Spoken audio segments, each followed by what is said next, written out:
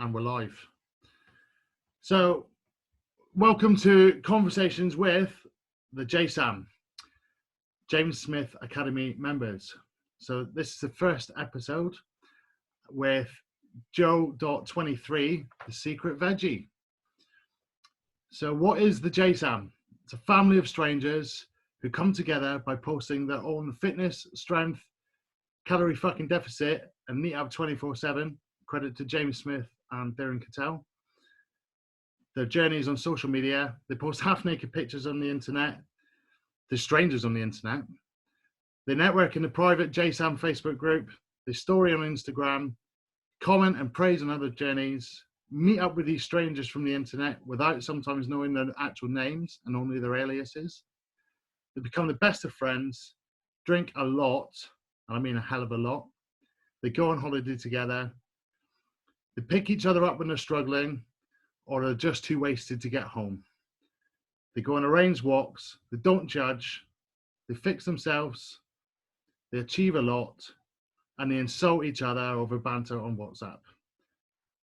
And for many of them, they've changed their lives. I thought that all of that makes for some brilliant stories to tell.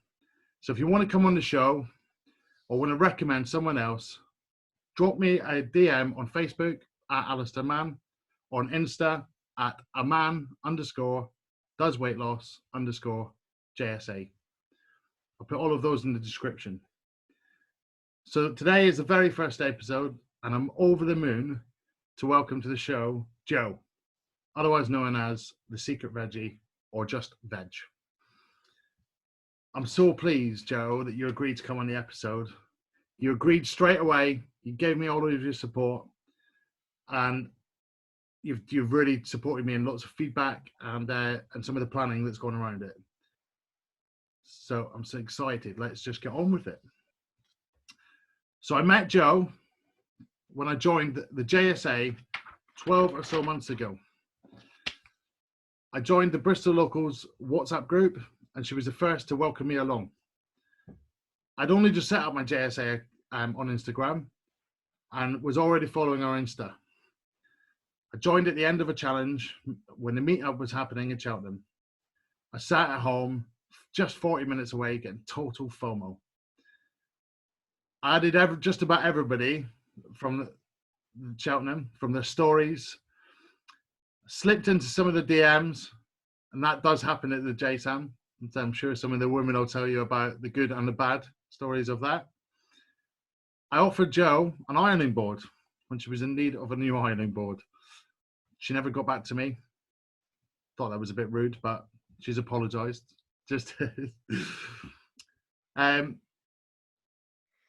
She told me when we were wasted at a different after challenge party in Bristol, she joked about being one of the most successful, unsuccessful JSAM members. But now, though that's changed, she's a challenge winner and will soon be going to Bali with James, all as soon as COVID and our lockdown is over. She was an early adopter of the JSA, and you could say that she is a super fan. So she's an Norfolk girl, living in Bristol, a vegetarian, in case you hadn't suggest, and she does Ashtanga yoga. She recently started CrossFit. She's an academic, a lecturer of criminology, loves indie music, dances in her kitchen to the weekend, puts it on her Insta stories, posts it under #Veggie dance. She's got a dog and a cat. She's run a marathon and now writes her own blog, The Secret Veggie Waffles. She's a total inspiration, super productive, and can read a book in a day. So welcome, Jo. What did I miss? Thanks. That's a pretty good summary. What else is there to know about you in terms of, how would you describe yourself as a person? I think I'm probably a walking contradiction. Complex but simple. But I generally just try and be fairly happy and positive in life. Normally see the better side of things. So you are always smiling, so, from what I see, or Not just wind, I promise. so, or it depends if it's post workout videos or snapshots from your time lapses, then it's those lifting faces, as they call it. It's, that we see on. I do have some good faces. That's been the fun of doing the Zoom workouts. Actually, is getting to see real life back in your face what you look like. That's, not a lot of people like themselves on camera, but it's good to see the funny side of that as well sometimes. Yeah, definitely. So thinking about Insta and the stories we see, I guess that's a very small snippet of your life. So maybe 3 things that we don't know about you. I think my Insta is obviously only a snippet of my life because I'm quite lazy with it and don't think my life is interesting enough to post any more than what I do. It's not an unfair recollection of it, and at the moment, certainly in COVID, it sums it up pretty well in terms of working out in my dining room, walking my dogs, and still being at work. I don't really know what else there is to do about me. I eat a lot of cake. I love cake. I can never be keto. That's it. I mentioned indie music should never be keto. Good. I'm sure that's all. You maybe didn't tick that box of being a veggie, I guess, for the JSAM, but you're behind the no keto message. Yeah, definitely. And actually, I'm quite protective about being the only vegetarian, and so that spot is filled. That spot, you've taken that goal. So, you couldn't be keto. Why not? Because if I didn't have cake and I didn't have toast, I would not be the happy, positive person I am in life. I couldn't think of anything more depressing than not having carbs. I can't understand it. Like, I struggle to eat enough protein as it is, let alone to eat mostly protein. Or mostly fat, I think, is keto. I don't even get it. So cucumber and margarine, I heard somebody having for keto one. Sounds unnecessarily complicated when actually life can be so much more simpler and enjoyable. If it floats your boat, fine, but it doesn't float mine. No. So, favourite food? Halloumi is up there. That's fresh on my mind because I had halloumi fries for tea last night. And cake, yeah. Generally, a brownie is probably the top cake, but cake pretty much in any form. So yeah, halloumi and cake. I mean, that probably summarises me pretty well. Cheese toasties, I remember. Oh yes, actually, yeah. I went to buy some fresh bread today, and I'll probably be having a cheese toastie for tea tonight. There we go. I mean, like, I'm so glad this is like a podcast about fitness and fat loss and stuff. You can see my technique. Cheese and pickle sandwich. I'm a sandwich fan. So the bigger the better the sandwich. Yeah. A classic cheese and Branston pickle. Cheese ploughmans as well. If you're gonna buy like a ready prepared sandwich, cheese ploughmans is a fairly good. That is good, solid effort. And your crumpets this morning, they unfroze, I guess. So that was a drama. So the downside to not having a microwave is when you want to defrost something quickly out of the freezer. So I had crumpets, but they were all wedged together. So I tried to jab a knife between them. That looks so good on the podcast, by the way. So the jabbing the knife between them didn't work. So then I was desperate. I just finished CrossFit, so I was starving. I needed food.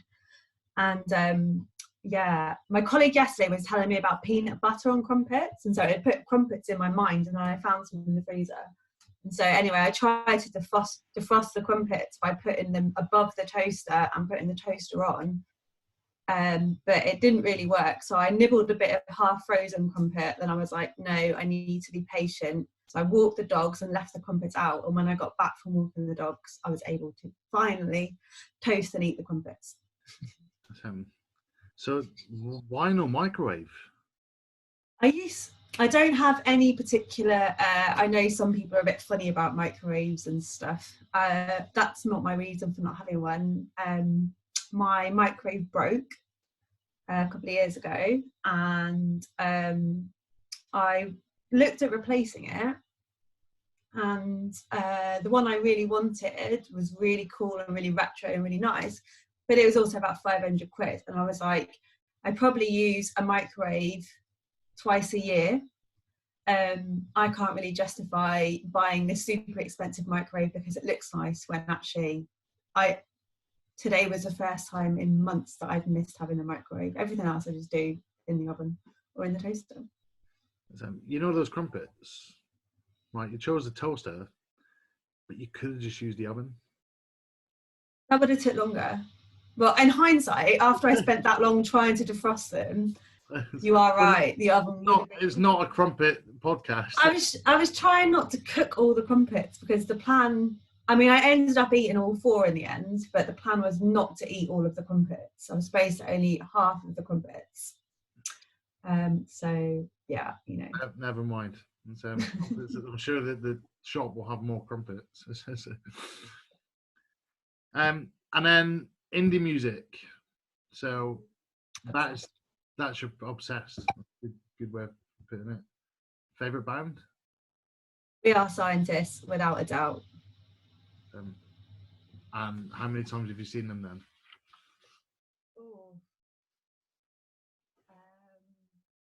I don't know. I mean, it's a very high number. I've seen them numerous times over these. I think the first time I saw them was probably 2007, maybe earlier. I don't know, a long time ago. And I still go and see them. I love them. Some dingy, horrible club somewhere, probably, when they had like 200 people. Yeah, and amazingly, for some unknown reason, and actually part of the reason I still love them is they're still they have a very much a cult following. So they still play in dingy, small venues, which is why, yeah, so you still get that lovely kind of intimate gig experience when you see them live. Yeah, so I love them. I love them a lot. I still listen to, I've got a really old school indie playlist on Spotify, and it doesn't have very much new music on there. It takes quite a lot for a new song to get onto that list, and I listen to it all the time. I can't get bored of it. You can't go. They're the, you know, that's when you know you've got true love for music, when you don't get bored of it. Exactly. I've been listening to some of these songs for like 15 years now, so if not longer. And it sounds like you were I grew up in the music scene, working in a record store. And you know, some people might not know what a record store was, but you know, there were cool places to hang out on a Saturday afternoon, and there were definitely a bit of kudos for working in one. But that was, you know, what you would call yourself a scener, or other people would call yourself a scener. And you know, all those gigs, you know, you'd try to discover new bands before anybody else. And I find it really difficult now to listen to new music. Yeah, I always go back to what I know and what I love. So it's yeah, brilliant with We Are the Scientists. And there's a story about, you know, Dream Man with Keith. I have a slight obsession. I've met Keith. I turned into a full-on fangirl and went to pieces and got really drunk because we were basically just hanging out in a bar with Keith in Camden, and I couldn't handle the coolness. I was not cool about it at all. But it remains one of the best nights of my life. Unfortunately, he got away and married someone else. But I do proudly have a poster on my wall saying, "To Joe, the stalker, I love Keith." So he married somebody else, but you can still be the stalker. Well, I think I might have been the stalker before the marriage. That's how you see. Once a stalker, always a stalker, I guess. Exactly. Now I just say they do Instagram lives during lockdown, which have been amazing. And you're there commenting over and over again. Oh yeah, love it. It's amazing. Like, proper fangirl. Though it's a little bit late now. Now the clocks have changed because obviously they're in New York. I like to go to bed at like 8:30, and they don't come live until 9:30, 10. And I can't always stay awake that long. It's a bit like anybody who wants to try and watch James's live at the moment. James, you've got to get up earlier, mate. We can't stay up till. Very rarely catch James's lives at the moment, and I really enjoy watching them. I miss watching them, but I just, especially during the week, it's just too late for me. Although we're in lockdown, I'm still getting up and training at 7 every morning, so I just can't do the late nights. And I've recently tried the early to bed thing, to get up at 4 a.m. I'm still questioning my life decision to do that. But an early adopter of We Are the Scientists, early adopter James, and then so you were telling me as well about the number 23. Is that your favourite number? Favorite number? I'm not really sure why. I just really like it. I don't know. I quite like when numbers are in order, so I think it might be 2 and 3. And also, I remember this yesterday. My flat at uni, my first year, was flat 23, and then we moved to 23 Camden Street in our house. So I think the number 23 has a really it had a really important kind of number, and it's just my favourite number, which is why there's 23 is in the Instagram handle. And then one day I discovered randomly from one of James's emails or lives, 23 was his random number, and I was like, oh, just another thing we have in common. James, watch out, she is a stalker. So The original. Cool. So tell me about kind of, I guess maybe about being a young adult. You said you went to uni. And, yeah. What was that like? Where did you go to uni? So you grew up in Norfolk, right? So yeah. So I grew up in a small town in Norfolk. Always knowing that I wanted to get out, and that education was my route out. Unfortunately, I was a terrible A-level student and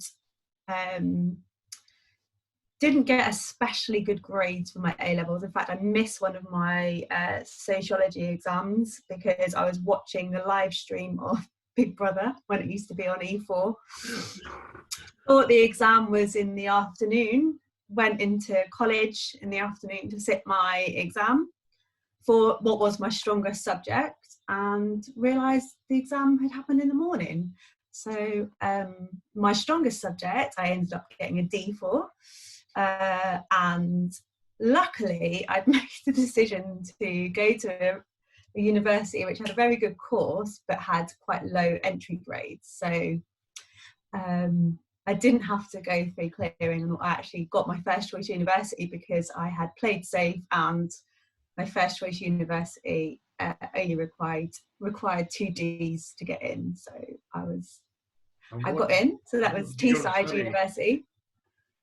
What did you study? So I studied criminology because I didn't really know what else to do, and I was kind of interested in social science and issues to do with crime and society, and kind of, I suppose that reflects now in terms of some of the stuff I do and the way I think about things in terms of the critical social science kind of an analytical way I kind of think about things. So I went off to study criminology, absolutely loved it, hence the kind of path which just accidentally became where I am now. So it was an amazing place to study because Middlesbrough is a really interesting town. It gets a lot of flack, but actually it had a really cool indie music scene. It's got a really cool art scene, really cheap place to live. There was a lot of regeneration going on at the time in the town, and it just had a really, really strong presence, and I absolutely loved my 3 years at uni there. What were you like as a student then? So you said you maybe weren't the best A-level student. Did that change when you got your freedom and were meant to look after yourself? Not really. I wasn't a great student in the sense that I genuinely could not understand why we had 9 a.m. classes on our timetable. Like, I literally could not comprehend why anybody would timetable us to be in for 9 o'clock when we've been out every night. I was just like, it doesn't make sense. So I was really bad at doing my reading. I skittered by on doing what I needed to do. However, I absolutely loved the studying of it. So I would drag myself into lectures and seminars and tutorials, even if I felt dreadful, hadn't been to bed, felt really sick. I would still be there. I would turn up because I absolutely loved it. And we had this amazing lecturer called Simon Winlow, and I just used to just sit there just enthralled by what he was saying. And so I was a terrible student in the sense that I could have put so much more into my studies. However, I always handed my work in. I absolutely loved it, and I ended up graduating with a first, so it all went all right in the end. It's amazing when people are passionate about something, you're deep down passionate about it, they are able to get out of bed from that hangover, or still absolutely out of the face, and still end up in the place that they should be. And as soon as somebody is not passionate about it, the excuses can come in. Yeah. And that's, I think, is something you see in weight loss journeys or fitness journeys quite often. You hear the excuses, and I think for me, I got to the point in my journey where the why has to grow anything, and that's, I mean, for anybody listening, that's one of my favorite books about It Starts With Why by Simon Sinek. Have you read it, Joe? No. It's, and it's all about the why. If you think of a kid, what do they ask? Why? The inquisitive people ask, why. And I think when your why outweighs everything else, you can do what you did and drag yourself in to a lecture, or if you've not got the why, well, you choose the booze over and the sleep over getting in and doing the learning. Yeah. I think it's also about knowing when you have to put the work in too. So I suppose this applies to fat loss, but for me with uni, when I had assessments due in, I knew I had to get them done. So I was very good at kind of collecting I would leave it all to the last minute, but I would have done all of my research, I would have all my books, and then normally I would pull an all-nighter and just sit down and do the assessment. So it's about knowing when you have to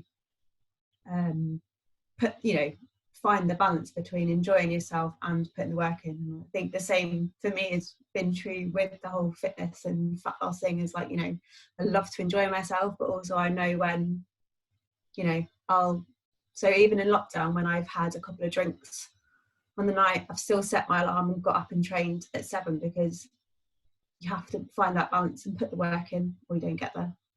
And discipline. Yeah, absolutely. So you left uni with what, first class honours? Yeah, first class honours. I was the only person in my cohort who graduated with a first. Most people didn't know who I was, and so I hadn't told anyone that I'd got a first. And I remember being sat there in graduation, we were all sat like in a line in alphabetical order, and everyone was like, who's Joanna Large? Who's Joanna Large? And I was like, just sat there really shy, I didn't say a word, and then my name got called out and I got up to go collect my thing, and they were like, oh my god, it was you who got the first. And I was like, yeah. but so they didn't know your name then, so well, they knew I was called Jo, but like people, you just know each other by your first name in lectures and seminars generally, because remember, this is all introduce ourselves, isn't it? We never and this is pre-social media and this kind of thing, so you didn't have connections in the way to people. You might know somebody's full name now because your friend's on Facebook, Yeah. Whereas back in, this is 2002, 2005, we didn't communicate in the way we do now. So you would literally only see the people when you turned up to a class or when you arranged to meet them. We just, didn't have that kind of thing where, I know a lot of people's names now because I'm friends with them on Facebook. Yeah. That's very, very, very true. So you finished uni with a first. Where did that take you? What happened after that? I didn't really know what to do at that point because I wasn't really expecting to get a first, and I wasn't really sure what to do after uni. And I tell this to my students now, actually. I remember getting to the end of university and sitting down and starting to apply for jobs and realising that I had done nothing additional to my degree during my 3 years. I'd got no work experience other than my job in Burger King. But in terms of relevant to what I wanted to do, I had no experience. I'd done no volunteering. I was a pretty rubbish student in terms of the effort students have to make these days. So I didn't really know what else to do. When I realised that, I remember trying to apply for the probation service and just all these boxes when I just had nothing to write in the box. So one of my uni lecturers suggested a master's and said, you've done really well, why not go and do a master's in criminology and criminal justice, as a postgrad, and then kind of see where that takes you. She's like, but go somewhere different, you've got a first, you can make the best of that and go to a really good university. So I ended up putting a last minute application in for the University of Leeds to do a postgraduate in criminology and criminal justice. So next thing, me and my boyfriend at the time were packing up and moving to Leeds and kind of continuing the northern theme and going from there. What's Leeds like as a place? And I've been there a couple of times on business. It seems to have, what I've heard, it's changed a lot over the years. It's certainly very different. I've not been back that many times. So I was there I think I was there about 5 years. I ended up staying in Leeds to do a PhD after the Masters. It was an amazing city, again, really strong music scene. So it was kind of perfect for, if you're into indie and kind of alternative stuff, I was there in the glory days of places like the Cockpit and stuff like that. So any kind of old school Leeds people will know these kind of, the nightlife was amazing for people who are into kind of indie alternative style music. So it's an amazing city to live in. I absolutely love living in Leeds. From what I remember, it felt quite like Bristol in a way, like that strong music scene and the canals. I think it's one of the reasons I love Bristol. I never ever thought I would move back to the south of England again. I obviously have a massive affection for Cardiff, but I never thought I would live in a southern English city again. But actually Bristol has a very northern feel to it in many ways, and so it's got that really nice kind of arty musicy vibe and loads of green space and kind of very similar to kind of the northern cities I really liked. I think I always describe Bristol as being quite European, that it seems to have it's like districts. So there's like the university area, and then there's like the centre of town, there's a shopping area. They're all quite separate areas, and I think that's quite a European feel. Definitely, it feels quite different to many other southern UK cities in particular. I think. Okay, cool. So you mentioned Cardiff. Is that post Leeds? Was that? Yeah, so Cardiff was an interesting one. So I'm someone who runs away from problems and doesn't deal with things, and that theme continues in my life today. But so Cardiff was, so I lived in Leeds for a few years, really happy, ended up having quite a horrible breakup relationship, and went to Bali because I still go to Bali as this was back before Instagram was around. So I know everybody goes to Bali now to heal because the Instagram influencers do. But, in the olden days, the backpackers used to go to Bali, and it was a very, very different place to the Instagram Bali we see today. But I still always will love Bali because of what it did for me in those early days.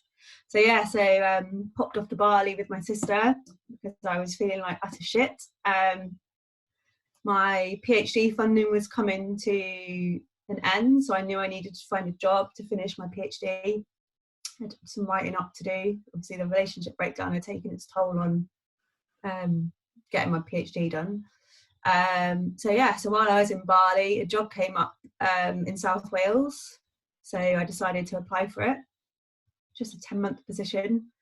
Got a phone call a week later while I was still in Bali, inviting me for an interview.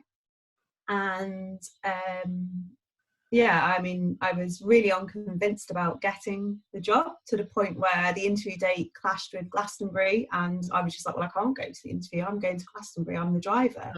I'm the driver.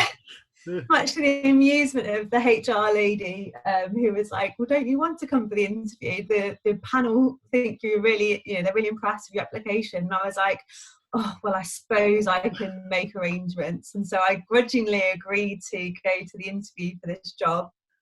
And it wasn't arrogance. It was pure, like, I was in that much of a hole and I just didn't have any confidence that I would get the job. So it just seemed like a unreasonable thing to do, was giving up the Wednesday of Glastonbury to go for a job interview.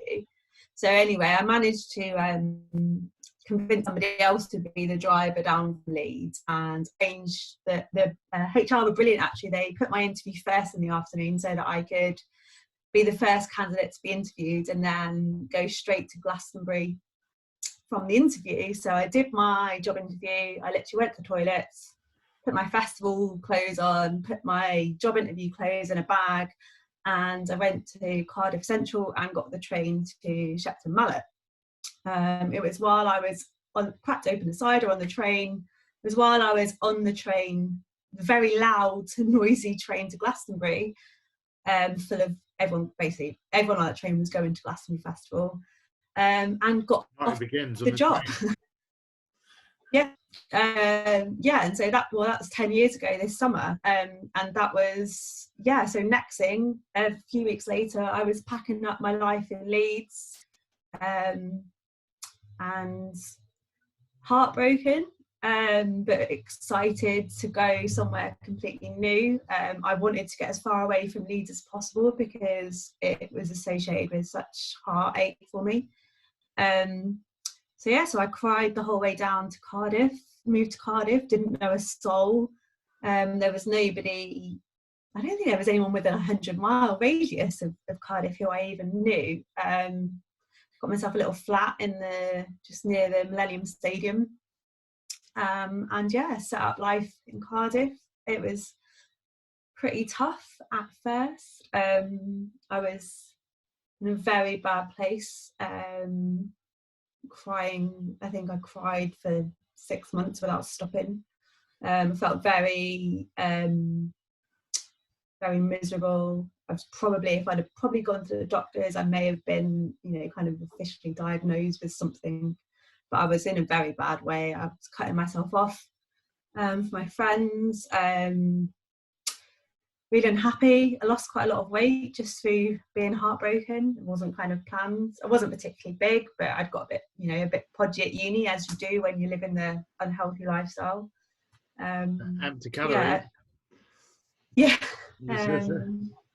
A few very, very amazing friends, and my sister were my saviours in that time, who persisted with me being the worst person in the world. So anyone who knows me now knows I'm not very good at replying to messages.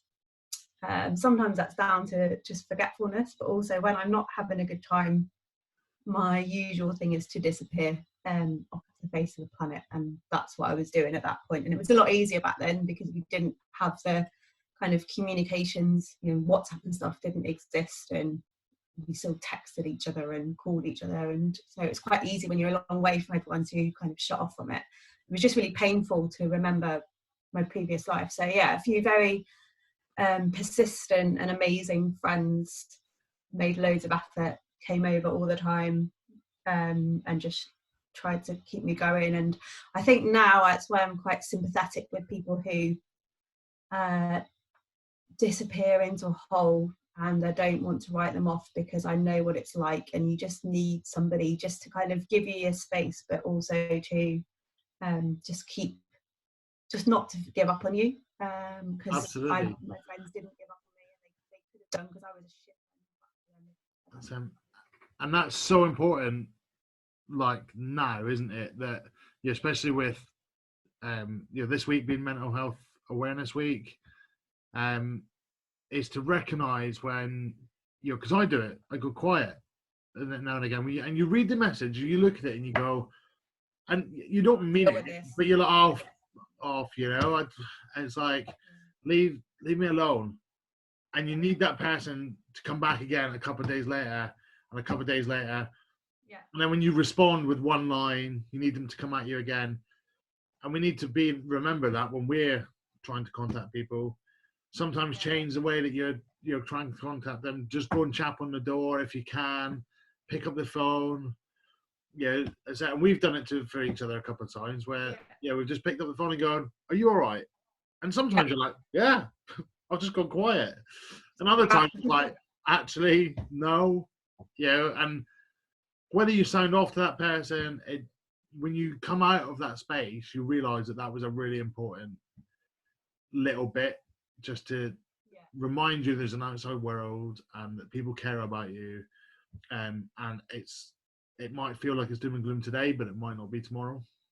Yeah, and sometimes those people who end up being the ones who really come through are the ones who have no idea that they're doing it, and the people who perhaps really surprise you that they're the ones.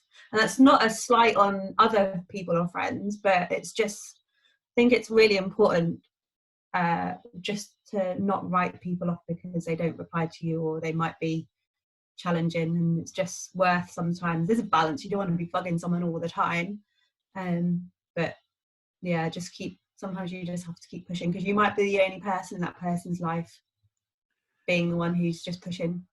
And even if it's sending them, you switch it up, and you're not texting them saying, "Hey, how are you?" It's a meme, or forwarding on a joke or something like that, just to just a bit of nonsense, just so that person knows they're not being forgotten about.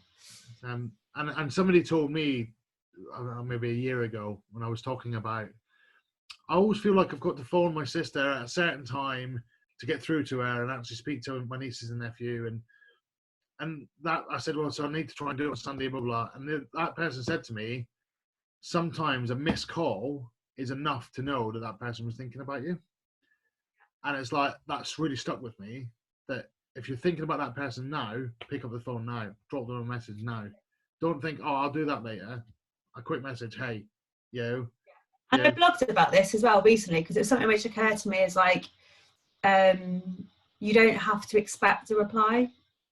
Sometimes if your intention is about just kind of letting someone know that you're thinking about them, you can just send something, and if they don't reply, it's not a slight on you, and it's not they don't want to talk to me. It might just be a case of, actually, your act is about showing someone you're thinking about them and they're not being forgotten about, and that you don't hear anything back at that point, and that's okay as well sometimes too. No, it's not actually about you, it's about them.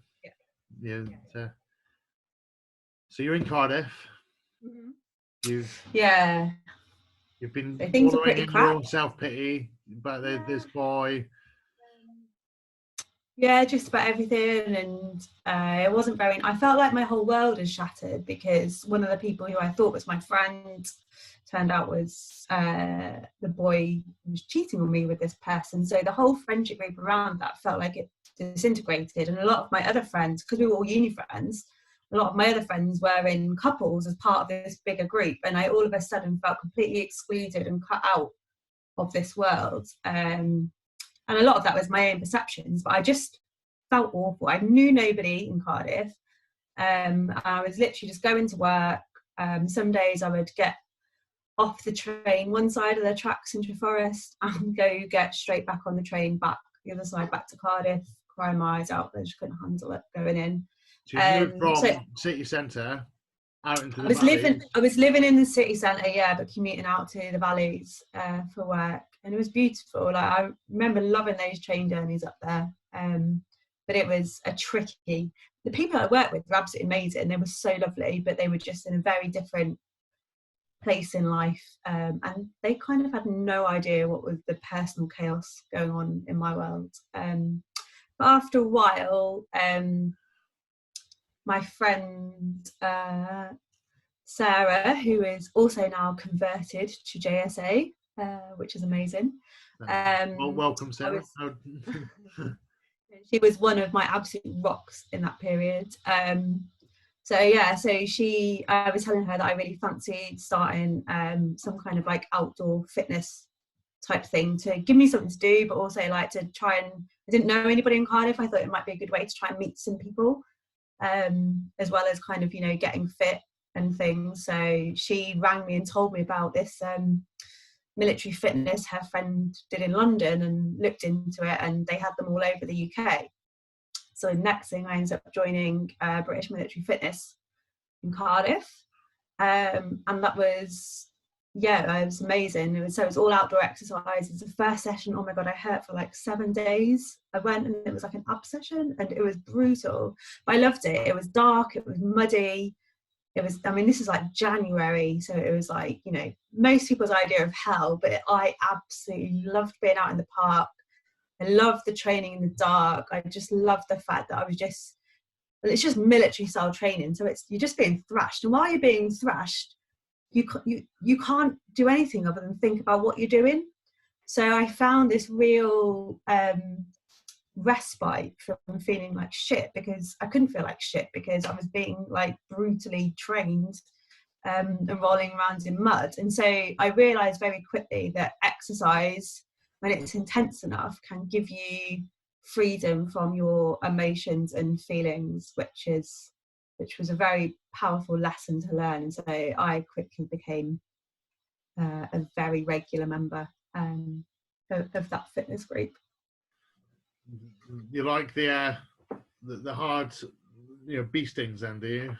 I think so, and I think this is why I've absolutely taken like a duck to CrossFit, because for me, I enjoyed for a long time kind of doing my own stuff in the gym with my JSA program. It was really good. It helped me achieve goals. But what I was missing was the competitive kind of group element of training, because actually, like, you might not get as much from that in terms of achieving, you know, kind of specific training goals, but I get so much from that in terms of like my mental health and well-being.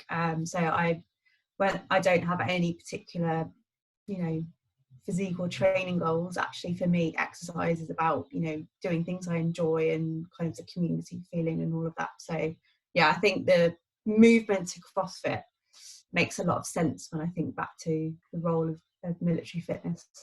I think that's partly why the academy works so well, because you've got that, you're doing it by yourself, but you've got this community around you, and we do meet up, and we all become good friends.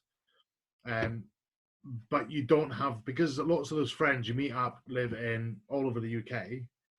They don't all live locally, and even when we live locally, it's, sometimes we don't hang out, as you know, because we're all living with different schedules and things. But when you go to a group, you know, class, then you get that same feeling. And like a CrossFit, or, you know, if I go to like spin class, you know, yeah, James, I go to a place to sit on a bike to go nowhere.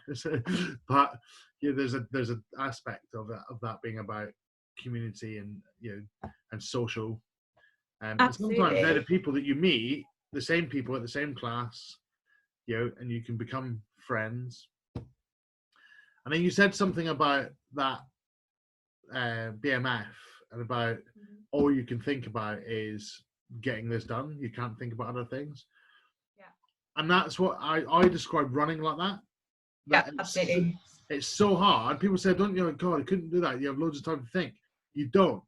All my brain is doing is thinking, breathe and move those legs.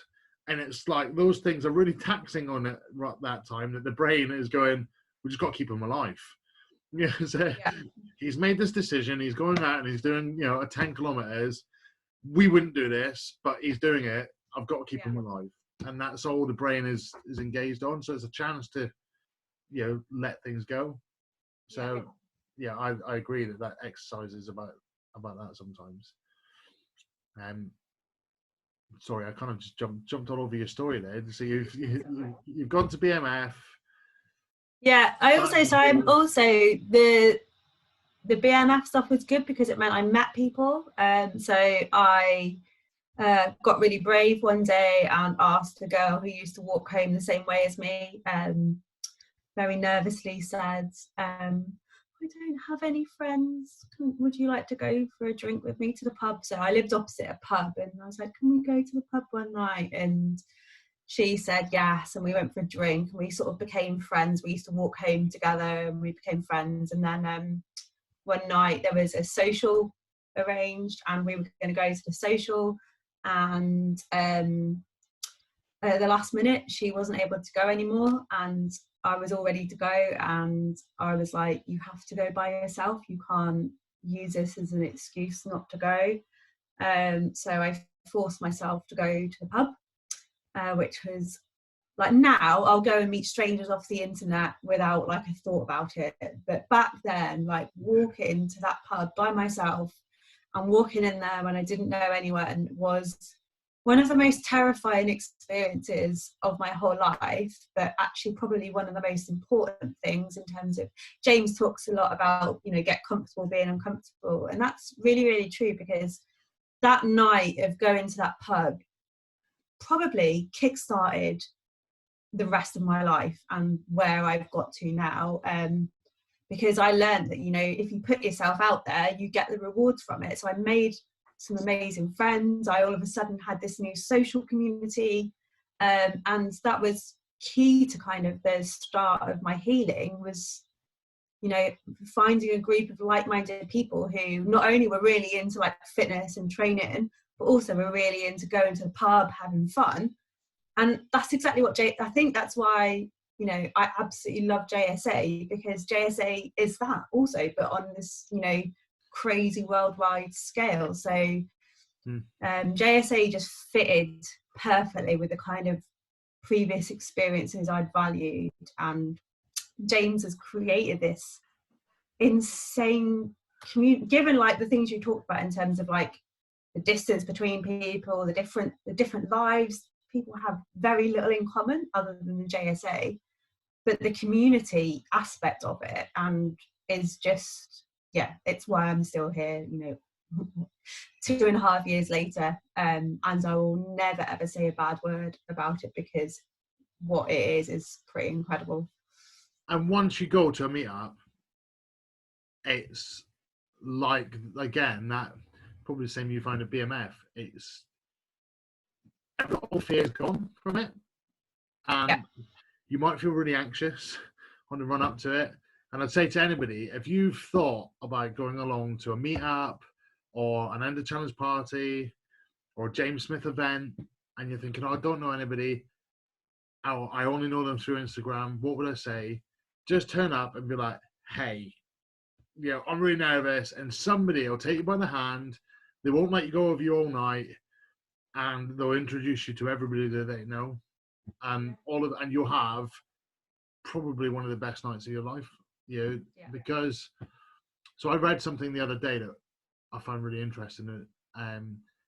Everything you've ever wanted is on the other side of fear, and I think that's some good examples of that. You just got to step over the line. I think the thing with the meetups with JSA is everyone.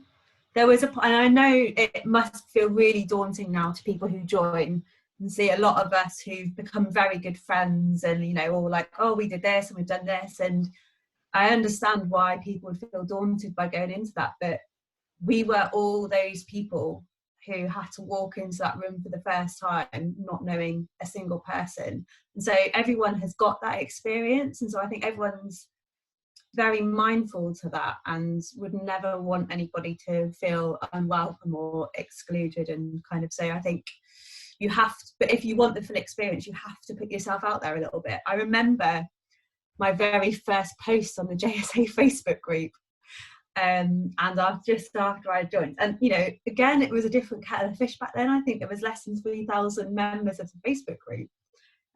There's 21,000 now, so this is, but I remember sitting there and I joined, and I was like, right, the first thing you need to do is to get over this, and don't be a lurker, just say hello, you know, just introduce yourself, like, and I sat and typed out this post. It wasn't anything particularly big. It was just like, hi, my name's Jo, I've just joined. You know, I want to try and, you know, I've already lost a little bit of weight just from watching James, you know, but kind of I'm see the value in this. And I kind of decided to join properly for the original Bali challenge, which was the second ever JSA challenge. And I remember it took me about 10 minutes to press post. And I was shaking and I thought I was going to be sick. And I remember posting it and then like running away from my laptop and just feeling as if it's going to jump back out at you. Yeah, like, I don't know, you would have thought I was posting like a picture of myself completely naked or something, like the way that made me feel. But that feeling of terror was soon replaced with like, oh, this is really nice, because I had a bunch of, you know, like Pippa, Misty, like two of the people who stand out to me as people who commented, and were just super lovely. Everyone was like, welcome, welcome, welcome. And back in those days, James used to post like, newbies, introduce yourself with a GIF and stuff, and would list all the new members. And like very quickly, I just felt that, yes, this environment is a good environment for me. It's very supportive, very friendly, and those worries quickly kind of got lost and went out the window. And I think, but you have to put yourself out there if you want to get those benefits back from it. Yeah, I went in being a salesman, right? So anybody who doesn't know me, I've been in sales since I was 3, because that's what my dad would say. Everything's a sale. I've been told by women before, this is not a sale.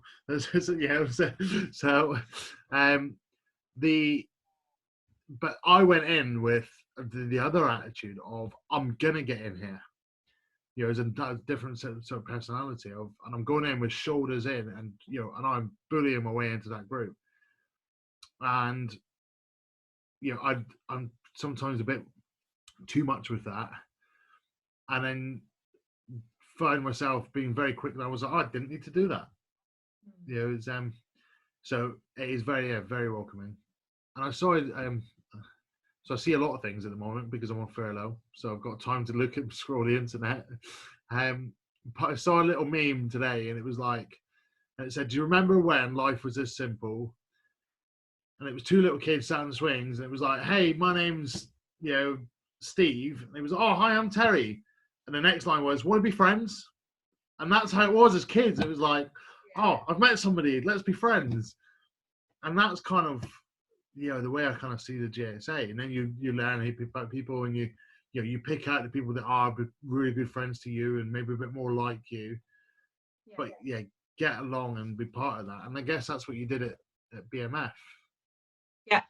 Yeah, it was just being part of it, and it became a fundamental part of my life, similar to JSA. Like, my friends in Cardiff were all either, if they were longer term, if they weren't from BMF, they were often 3 people I knew through meeting at BMF. So some of my very close friends now are actually friends of that girl who I initially made friends with. You know, she took me into her like school friendship circle, which was an amazing thing to do. So I very quickly settled into life in Cardiff just because I met some amazing people. And the same thing happened, you know, with JSA 10 years later, or 8 years later. Yeah. But because you'd had that experience, it was maybe you noticed those similarities. I kind of remembered. So pre-JSA, I had, so I guess kind of like after Cardiff, I ended up leaving Cardiff a few years later because I was working fixed term contracts, and a job came up back at Teesside Uni where I'd studied, but it was a permanent job. They're not that easy to come by, and it was kind of a job which was perfect for me. And I was single. I was kind of living the party lifestyle and all the rest of it. And I was like, do you know what? Like, I need to prioritize I was also about to turn 30. I was like, do you know what? Actually, I need to prioritize my career. I'm going to go move back up north for this job. And so I did that, and it was an amazing job and an amazing opportunity, and I definitely wouldn't be where I am today without that. But it was also the kind of unraveling of the positive aspects. I think basically what had happened while I was in Cardiff, I hadn't really dealt with the relationship breakdown. I basically partied my way out of being sad, and was living a lifestyle of binge drinking, binge training, and doing a lot of neat without really realizing I wasn't eating enough. So I was in quite good shape because I was training 5 times a week. I was walking miles because I was walking to work. I'd walk home from work. I'd walk to training. I'd train. I'd walk home. I'd get showered. I'd walk out into town. I'd go out all night, and then I'd walk home. And so without realizing, I was in a calorie deficit, and I was doing lots of neat up 24/7. But I didn't understand those principles at the time, so I didn't really understand, you know, why I was in good shape. And so I think what happened was when I left Cardiff, I really struggled with leave. I didn't realize the impact leaving was going to have on my kind of mental health in terms of coping with living in a very busy city. By this point, I'd found yoga as well. So I was yoga, BMF, had a really good social group. And then to move to a town where I had a couple of very good friends who were amazing, but I wasn't they were in a different life stage to me. You know, they were married with young children. So I loved spending time with them and theirs, but there was no yoga, there was no boot camp, there was no kind of city lifestyle, which had been so important to me. There was no other kind of single people my age who I could socialise with, and I found myself working really long hours, but not really having any positives, and kind of descended into a bit of a spiral of unhappiness. Made your life very narrow. Yeah, and piled loads and loads of weight on, because I was eating badly, not really understanding the impact of eating that much, like, you know, kind of, you know what it's like, you're eating too much, but you don't really understand that you're eating too much, so you try a diet and then that doesn't really work, you know, kind of, then I was getting into that cycle. I was going to the gym but not really getting anywhere. I couldn't understand why I was going to the gym 4 mornings a week, but yet getting progressively fatter, I guess, kind of was, and I just felt really shit a lot of the time. So you've moved upstate from Cardiff, yeah, back to the other side of the country again, and the other, you know, north, you know, west to east. So back to the northeast, yeah. Every direction you can move. Yeah, so I decided, I had a really good job, and although it was really hard work and work were quite brutal to me in terms of my workload, I knew that I wasn't going to give that job up for just a crap job somewhere else. But then my sister separately had moved to Bristol. We decided to buy a house together, and I was going to rent my room out, just to help us get on the property market, kind of thing. I knew I didn't want to stay in the northeast forever, but I wasn't prepared to leave my job. So for 2 years, I then commuted Bristol to Middlesbrough every week, and I lived with some amazing friends when I was up north, 3-4 days a week. But obviously the nature of living and working a 600-mile round commute took its toll on my waistline in particular, because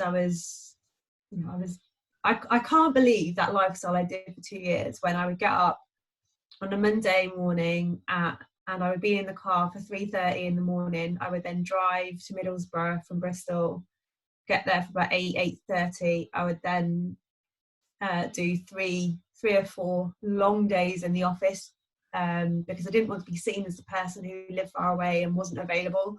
Had a full teaching schedule.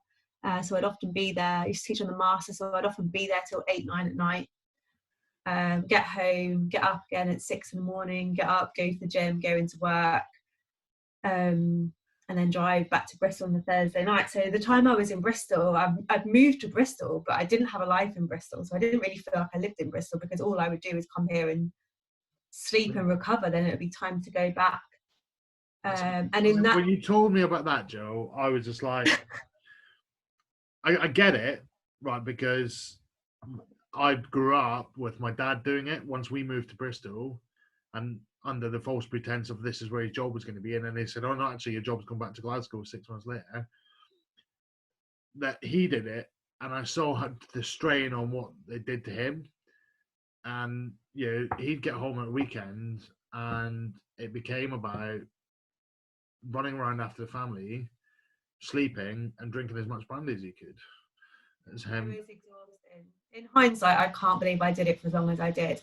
But at the time, it just enabled me to have the job I wanted to have and to live down here near my sister. Well, I was living with my sister, but also my friends in Cardiff. You know, Cardiff's 40 minutes away. So it kind of, I just wasn't really very happy. I think I'd prioritised my career, which probably needed to do, but the prioritising my career was at the expense of my own kind of well-being, I think, and it just kind of spiraled into a bit of a descent where I wasn't but I didn't have time to do anything because I was just working and driving.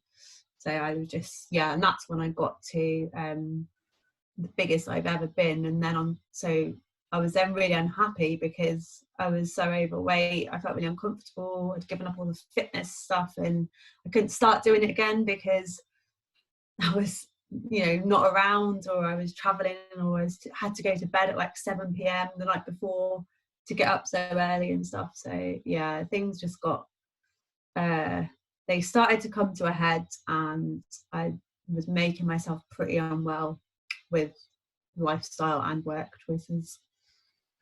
So you moved to Bristol then? Yeah, so I was living in Bristol, and then I randomly, when I least expected it, a job came up where I work now, which was a new job, a new post, a new degree. I ended up, it was perfect, so it meant I didn't have to give up a good job to go for a less good job. I felt it suited me. So all of a sudden, the perfect, you know, the work-life balance was about to come right. So I don't regret doing what I did, because actually I wouldn't have got the job I did get if I hadn't have done what I did. But it was a difficult decision to leave my old job. It meant I could have the living and working in the same city. And all of a sudden, so as soon as I started that new job, I was like, right, I've got the time now, what I need to do something about how I feel about myself and sort my personal life out. You know, my work side is fine, so now I need to put the energy into, you know, making the best of the fact that I've got evenings, I've got weekends, and I've got this time. So that was kind of, and that summer, so I was in another relationship by this point. It had been a tricky start. It was an international relationship with for a period of time involving trips between Sydney and Bristol, which was challenging. And I suppose the downside of that was the kind of, we would spend 3 weeks on, 3 weeks, and then 3 months off. Was the 3 weeks we were on, we were basically on holiday, eating and drinking every night, because we had to squeeze, you know, all of our date nights and everything into 3 solid weeks, because we then might not see each other for 3 to 4 months. So yeah, and then so I was really unhappy with my weight. I felt so crap about myself, and was just really unhappy, and a real kind of loose end with it as well, wit's end with it, sorry. Didn't know what to do. I'd done so many kind of diets by this point, and just nothing was working. I signed up for Body Coach, that didn't work, so I signed up for Natasha Corrett, did like basically a vegetarian version of Body Coach. Of course that didn't work. And then I went on, had a holiday to Greece, And so it had been summer 2017, and I remember feeling awful. I had to go and buy new clothes because I put so much weight on. I had nothing which fitted, and I felt disgusting. I had basically no photos from that holiday. But before I went, I did a 7-day crash diet. One of those, if you Google how to lose a stone in a week, Don't eat. I basically, This is it. yeah. And I somehow, I don't know how I managed to do it, but I somehow managed to not eat for a week. Went on holiday feeling okay when I got there, but of course, like at the end of the holiday, I was back to where I was when I started. But I came back from that holiday feeling awful, and I was just like, I never want to feel like this about myself again. And so I kind of had a couple of months when I was starting my new job. I remember having my new work photo taken and hating it, and just looking at my face thinking like, this isn't me. Like, I used to be this kind of, fit and healthy person. I was known for always doing like the exercise and the BMF and the yoga and stuff, and I wasn't that person. So my identity was all a bit confused. So after a couple of months, once I'd settled into my new job, I was like, right, this has got to change. And this is when I wrote my I've shared it, I think, in the JSA group a couple of times, but I decided to keep a journal. I wrote down my why. I really thought about it, wrote down my why.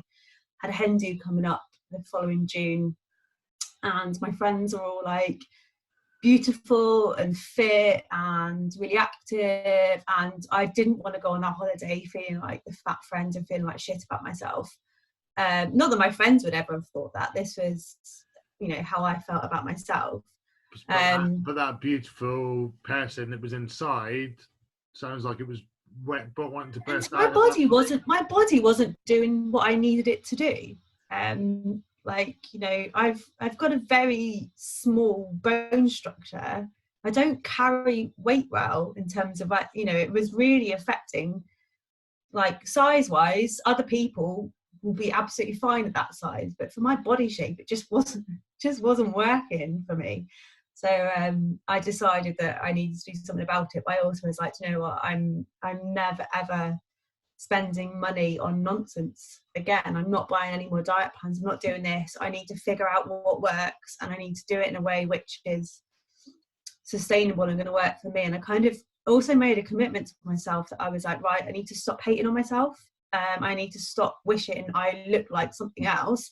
I need to accept that this is me now, and I'm going to do something about that. And it's going to take some time. And actually, I'm going to accept it's going to take as long as it needs to take, because this time is the last time I start.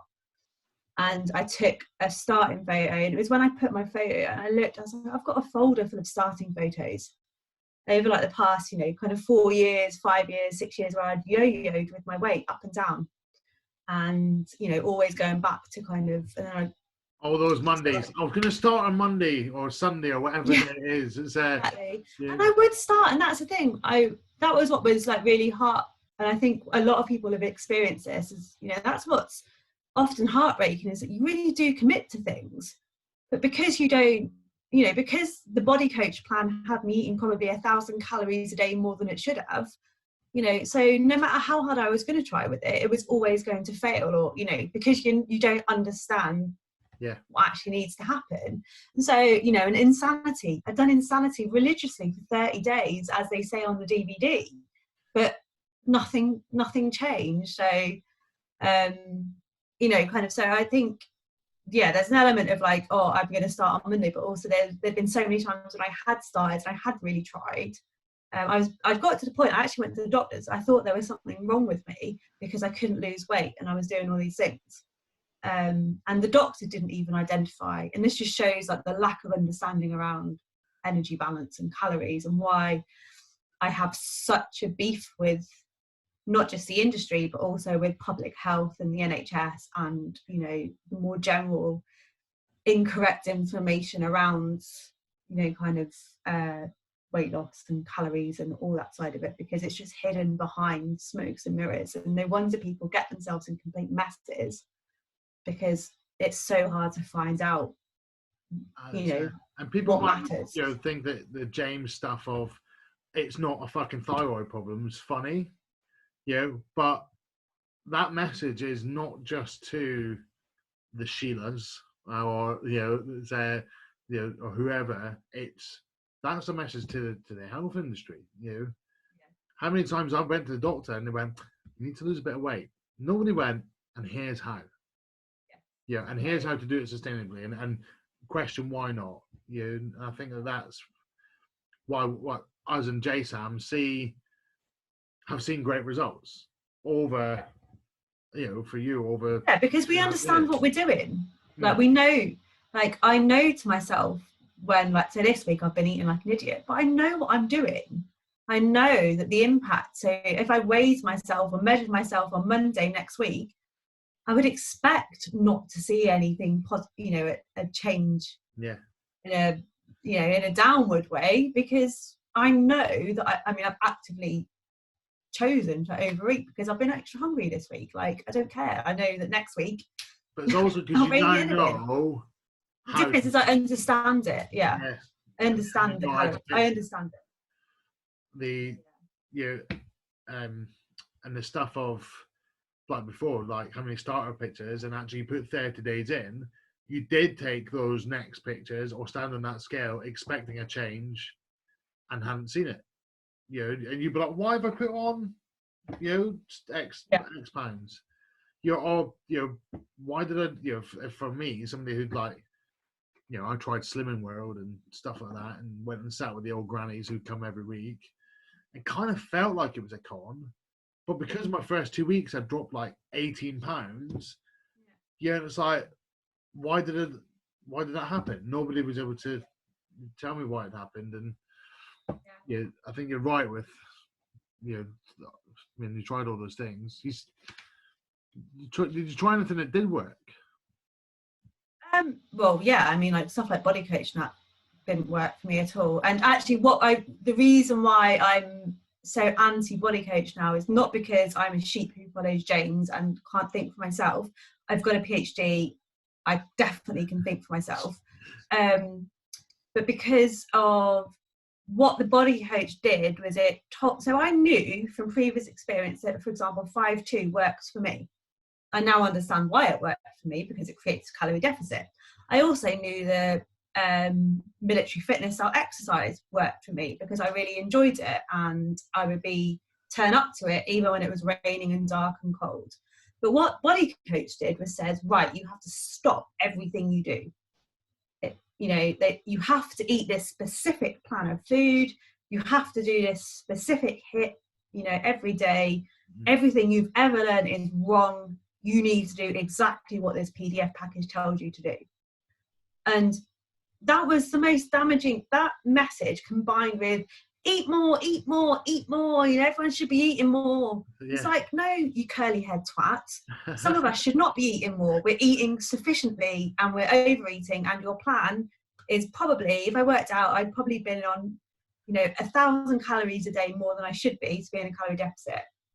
And so those two messages of forget everything you've learned, you have to do HIIT, you have to eat like this, you have to eat after 30 minutes after working out, you have to do this, you have to do this. Basically, the message is what went in my head was, you need to eat more as long as you're doing HIIT. Yeah.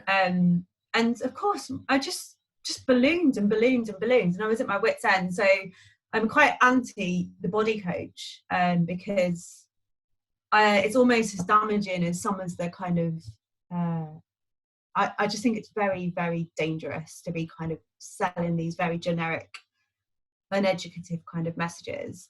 So when I decided to do, kind of in that October, when I decided I was going to lose weight, I sat and thought, and I was like, what has worked for me in the past? And I was like, when I've done 5-2, that's worked for me. So I'm going to start there. I'm going to do 5-2. I'm not paying for it. I joined a couple of Facebook groups to kind of stay motivated and that.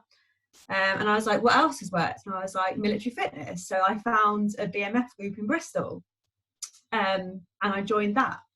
And I was like, what else has worked? I was like, well, when I was in Cardiff, I was really active. I used to walk everywhere. I cycled everywhere. I was like, right, I'm going to buy a bike. I'm going to start cycling the 2.5 miles to work instead of getting the train.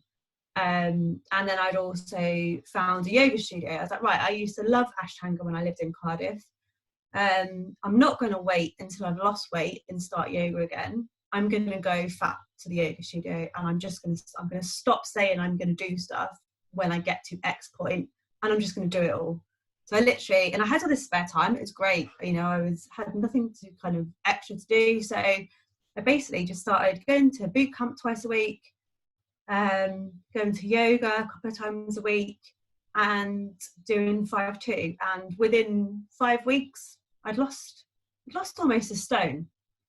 And I hadn't spent any money on anything. I wasn't hating on myself because I'd made this commitment. Every day I would write in my journal about how I felt, how it had went.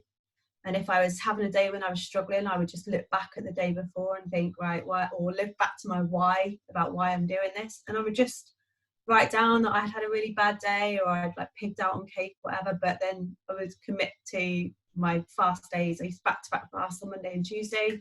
That works for me. It doesn't work for everyone. I found it quite easy and didn't really affect my energy levels. But after a while, I started to plateau. Because at that point, I didn't understand why 5-2 worked. And it was around that time when James started popping up on my socials, when he used to do his like Insta lives and stuff. To 15 or 20 people or whatever it was. Yeah, I mean, I think it was a little bit more then. This is kind of in the days of Brian and Shirley, the Seagulls, when he was in Sydney and stuff, and those kinds of things, and just started to watch kind of slowly. And then over Christmas, I kind of by that point I was watching them every day and was really starting to learn things like, okay, I need to start understanding my calories. I understood why 5-2 had worked and then had stopped working. And I really enjoyed it. I enjoyed the kind of the banter, the honesty. And then, so after Christmas, I was like, right, I'm going to start using my fitness pal again. I'm not going to use the 1200 calories, which I've used before. I went and did a If It Fits Your Macros calorie calculation. And then I'm now on an 800 and something day streak from that day when I started. So I was still doing 5-2, because what I loved about James's approach was it didn't say stop what you're doing. It was, okay, so the reason why 5-2 works is because it's calorie deficit. I was like, right, okay, so for me, a calorie deficit works by having 2 fast days and having a weekend with a bit more freedom. Nobody knew what I was doing either at this point. So it meant I could still go out with my friends or go out for dinner, and I didn't have to say, oh, I'm on a diet, I can't have that. And so I started looking at my calories. Said to me just there, an 800-day streak of logging your calories. Yeah, so not all in a deficit. No, but in terms of on my fitness every day for 800 days. More than that, I think it's like 870 now. Yeah, basically since that day. That's a real message there, right? In looking at your success, because I haven't, right? And actually, if I look at, I've probably plateaued in the last 2 months. I'm fitter. I lost a lot of weight. I'm fit, and as much as I know I need to track, I've always found that difficult because I haven't inputted them at the time of cooking, or I've had a few beers and I've thought, I'm not putting them on there. So that's a real commitment. And do you think that that's a real kind of part of your success? So for me, it's symbolic in the sense that it marks a day when I actively decided to commit to a process. But also what I found later on was that the login, having this relaxed approach so I log everything, regardless of whether I've had 5,000-6,000 calories in a day or whether I've done a deficit, it goes in. And actually what that enabled me to do was to become a non-obsessive logger. So I find that by logging the bad, like the logging the being on holidays, the logging the off weeks and all the rest of it, I don't ever feel like I'm on a diet when I am in a deficit, because I don't associate my fitness pal with being on a diet, because I log every day. So when I'm being relaxed, so when I'm on holiday, I log at the end of the day. I just log what I've eaten rather than logging things before and thinking, oh shit, there's like 600 calories in this or whatever. I log it at the end of the day. without So it's worrying just, about, it's, okay, and if it pops up yeah. that you had 5,000 calories that day, then so be it. Sometimes I'm quite proud of it. I'm like, oh, look at this week. Like, you know, it's, yeah. So for me, it's about, it's just a record of what I've eaten. I don't get hung up on, oh my God, it's gone in. And I think because the other advantage of doing the kind of fasting approach to a weekly calorie deficit is that the nature of having 2 days when your green bars are much lower than what they need to be is that you're going to have 2 red days.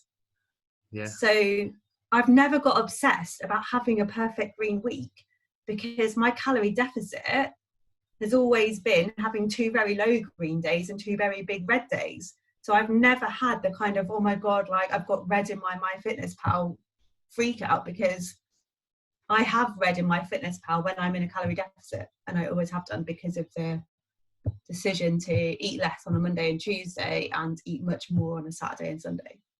What really worked for me was the weekly calories. It was like payday, you know, and it was like I give myself payday on a Friday, you know, and when I'm logging, and it's like it feels like, oh yes, I've got some new expenditure, and it does change your mind when you're like, you know, I remember like one Saturday night, and I made a decision that, so I wanted a pizza takeaway, did a few beers, and I actually said, for the first time in my life, I'll just have a small. And there was a group of friends. I was at, and they were like, what? They were like, get a large, it's only £2 extra. Or £4 extra, or it's 2 for 1. I was like, I just want a small one. Because actually, I'm going to eat 3 pieces of this, and it's going to be great. But otherwise, I'm just eating it with a mind, you know. So having, and then I knew I've just burnt, because it was like, well, do you want to burn 1,500 calories from the rest of your week and live on nothing for the rest of the week, or do you have a small and then, you know, still have, you know, this will only burn 800 of those, you still got an extra 200 calories a day or whatever then. So learning when to say no was a really important lesson. And again, that was something which was, I think, by the you know, it's always hard at work. We have a coffee break every day at 11 o'clock, and there's always some kind of cake or biscuits. And at first it was the whole, you know, oh, why aren't you having a piece of cake? Oh, look at you, you're always on a diet. And I was like, no, I just can't eat cake every day. Like, well, I quite often do now, but like, you know, when you make a decision to lose weight, you have to make some sacrifices. And, you know, it's not that much of a hardship eating cake a couple of days less a week, in terms of like what that can do, in terms of if you really do want to lose weight or lose fat, sorry, I know what I mean by weight, I mean fat. But if, you know, you have to learn that you can't have it all, like, because the outcome of that means you'll have more calories than what your body needs. So for me, it was like, right, well, Mondays and Tuesdays will be a bit crap. I'll just be eating like very low calorie, healthy food. I won't have any sugar or anything like that, because I know that once I have sugary treats, you know, and it would have been, you know, when you only, so in the early days, I would do 500 calorie days on Mondays. If you eat a 200 calorie chocolate bar, that doesn't leave you much else for the day. So I was always like, right, what can I maximize? And stuff like kale, you know, eggs, like fresh fruit and veg is the stuff you want when you want to keep your calories low. So I was like, right, well, I'll have a couple of rubbish days, Monday and Tuesday, but you know what, at the weekend, it means I can go for a toastie in the morning, I can have a piece of cake, I can have a glass of wine. And so I was like, right, and it's that kind of mentality of like, you know, and it's the same, you go to work, you have to get through the working week to have your weekend of fun. So it was just about kind of reminding myself that I was living a privileged life of having everything I wanted all the time, and actually, you know, sometimes you have to say no. Yeah, very true. So you've joined JSA, you've working out your calories now. Did you enter a challenge straight away? Yeah, so I joined. So I remember watching Savannah win the initial Sydney challenge and just being blown away by her transformation, but also being blown away by how people responded to her in terms of the other JSA members, and just thinking, wow, this is a community. And so James was then doing his promo for the next challenge, the Bali challenge, and I was like, right, I'm ready to trust this guy with some money, because I'd swore I'd never waste money on a fad again. And I was like, this isn't a fad. I've been doing it by myself for 6 weeks by that point, actually, following his approach, doing the weekly calories and all that. And again, was starting to see progress. I was like, right, I'm ready to commit to this. So I joined, ironically, I joined the day that, so it was the 22nd of February in 2018. I took my starting photos for the first Bali challenge. That was the end date of the challenge I won 2 years later. So it felt like this kind of perfect like journey and circle, and like, right, this is my endpoint now. Like and just thinking about that kind of progression in terms of the different goals I'd had. And yeah, so my first challenge was all about fitting into a pair of old jeans I really wanted to get back into, and just didn't really go to, I remember like Pippa convincing me to go to the gym about 7 weeks into that challenge, when I was terrified just setting foot in the gym to do anything other than a spin class. And the first time I went, I think I went and did a spin class, and then the next time I went to the machines and I picked up some free weights and kind of was, but that whole time I had the JSA Facebook community being like, go on, you can do it, just, you know. And yeah, so that community was really important. Yeah, so I was in that very first challenge, which Lee Hardy won, which was amazing. I think the challenges are really important in terms of the community aspect, because it gives you a feel of belonging to something. So I was never in the challenge to win it. It didn't even cross my mind that I would be someone who would place. That wasn't even my motivation for joining it. I literally was just like, if I can stick to this for 12 weeks, that will be like the most I've ever stuck to anything in my whole life when it comes to kind of diet and fitness. And so my challenge was really to myself to do it for 12 weeks. And so I think James kind of, it's always been my kind of one thing about challenges is the challenge mentality they can create. And so I've always been a little bit uncomfortable, because sometimes we see people go all guns blazing, they absolutely smash it, you know, they drop their calories really low, they train much more than they would do, and of course then they get to the end of the challenge and things might fall apart, or they might really struggle, or they kind of might. And I was just like, but for me the challenge just went alongside what I wanted to do anyway. So I didn't see it as at the end of the challenge I can eat this, I can eat this, I can eat this. And I know some people prefer to do things like not eat carbs the day before their challenge photos each week and stuff. I was like, well, I don't care, like, you know, I'm not going to not have my breakfast like and take my photo. So for me, like, the challenge has always been part of what I was doing anyway. They were just a really great way to keep focused, but all to give, they reinforce a sense of community for me and being part of something, and the competitive element of, you know, having to complete something. So I've loved the challenges. I've done 6 out of 7 challenges in my JSA time, and the 7th one I did start, but I dropped out halfway through because I was having a really shit time, and I had a strength goal and I wasn't going to the gym, I wasn't training, and I just knew there was no point in me taking photos because my goal was a strength goal and I wasn't able to work towards it. So I decided to quit for my own mental health, and so then I came back for the final challenge, which I did, and I said at the start of that challenge that this is going to be my last challenge, because it's a strength goal. So my previous 2 challenges I had strength goals, but I'd set really, really tough goals and hadn't quite met my goals.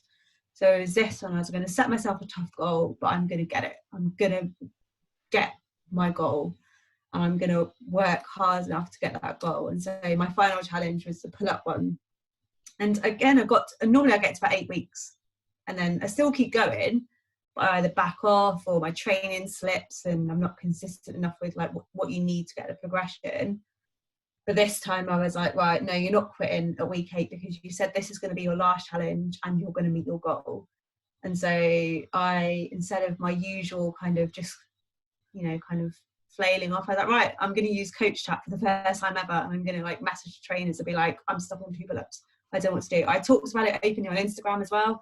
Loads of amazing people sending me suggestions, but also just support and like, come on, you can do it, you can get there. I looked at my training program, I looked at where I could improve, I looked at where I could do more. I made sure I was doing everything I should have been doing, and then some more. I increased my calories, so I was actually in a calorie surplus because I really didn't care about what I looked like. I cared about getting those pull-ups, and I knew that better fuel means better performance. And I upped my, instead of normally slacking off, I upped my game, and I met my goal, and that's what I'm most proud of about that challenge, actually. Yeah, and that's, I think it's you said there about you'd put this new goal, so maybe your original goals have been around weight loss, and then you've switched those to strength goal, and then you set your goals too far out. And how often do people do that for weight loss? You know, like James would say about losing 2 pounds a week is ridiculous. As that maybe you set that strength goal. I'm going to do whatever it was, 10 pull-ups or 5 pull-ups by the end of the time, and actually not understanding that progression because you've changed your goal, and how some people might have done a weight loss challenges, 4 of them or whatever, 5 of them, not won a challenge because I've entered the challenge to try and win, rather than I'm going to use this to help keep me accountable, make sure I take my pictures every week. And that's what works for me, and it sounds like it will work for you as well. But the academy can work for 2 different, 3 different, whatever your goals are. I used it for strength, and continue weight loss when I switched to wanting to do my life goal of doing a triathlon. Yeah, still fitting and still supported. But that's what's amazing about it, is that the progression you can see. So for me, I back and I see how, say, my initial goal was to lose weight. Then the next thing was like, shit, I've actually managed to lose some weight here. Now I need to not put it all back on again. So the Vegas challenge, I think I'd set myself a goal to like lose 2 inches or something for the whole challenge, because that was like, right, this summer I've got the hen do, I've got the wedding, I've got all these things I look forward to. I know I'm not going to be like in any kind of like deficit or training. I'm going to be enjoying this body I've worked so hard on wanting to get. And I had an absolute blast that summer, but my main goal with the Vegas challenge was to not go back to the usual cycle of like lose diet, put it back on. I was like, at the end of this challenge, I want to still be feeling as awesome as what I did at the start of it. So the Vegas challenge for me was literally just my accountability of being, And of course I did it. Like I'd stuck, I kept the weight off, and I was like, oh wow, like I'm not only have I lost weight, I've kept it off. And so then the Fiji challenge was the next one. I can't remember what my goal was for that one. And actually that challenge, I then surprisingly lost more weight. And I got to a point I never even thought was possible. And it's the point I'm at now. I probably lost a little bit more, I've gained a little bit back, but my whole body completely changed. And I think it was from having that I say it now to a few people when they're getting sort of towards the end of needing to lose the fat. So actually by having that break, the diet break of just eating in a maintenance or surplus and then going back to deficit, it literally just shifted things up a bit. And so I think I found in that challenge, I found my body's happy place, because now I can be quite relaxed and I don't change very much. I've not changed dress sizes since February 2019. Despite having some really slack weeks, months, and then, just so I think I found my happy place. And that was when I started to do the marathon training, and then kind of the next goal became about. Hang on. So, like, we're just about to skim over doing a marathon, right? Which, I mean, I ran out of stupidity. I think I did a half marathon, not a race, but I went and did a half marathon just a couple of weeks ago. saw that James had done it. I thought, I've done more running than you, James. Yeah, I'm not as fit as you, but I've done more running. I can do a half marathon.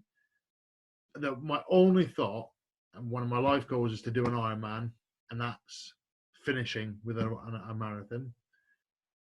My first thought after I did that half marathon was, how does anybody do a marathon? So really kind of maybe short and sweet. Like, I know I've seen some stuff on Instagram recently. You've talked about it, because it must have been at this sort of time of year. Did that change, like, your thoughts on like running, or where did it kind of come from? So it was completely a JSA thing. I got roped into it, as I do most things, by another JSA member saying, "Oh, you should run a marathon."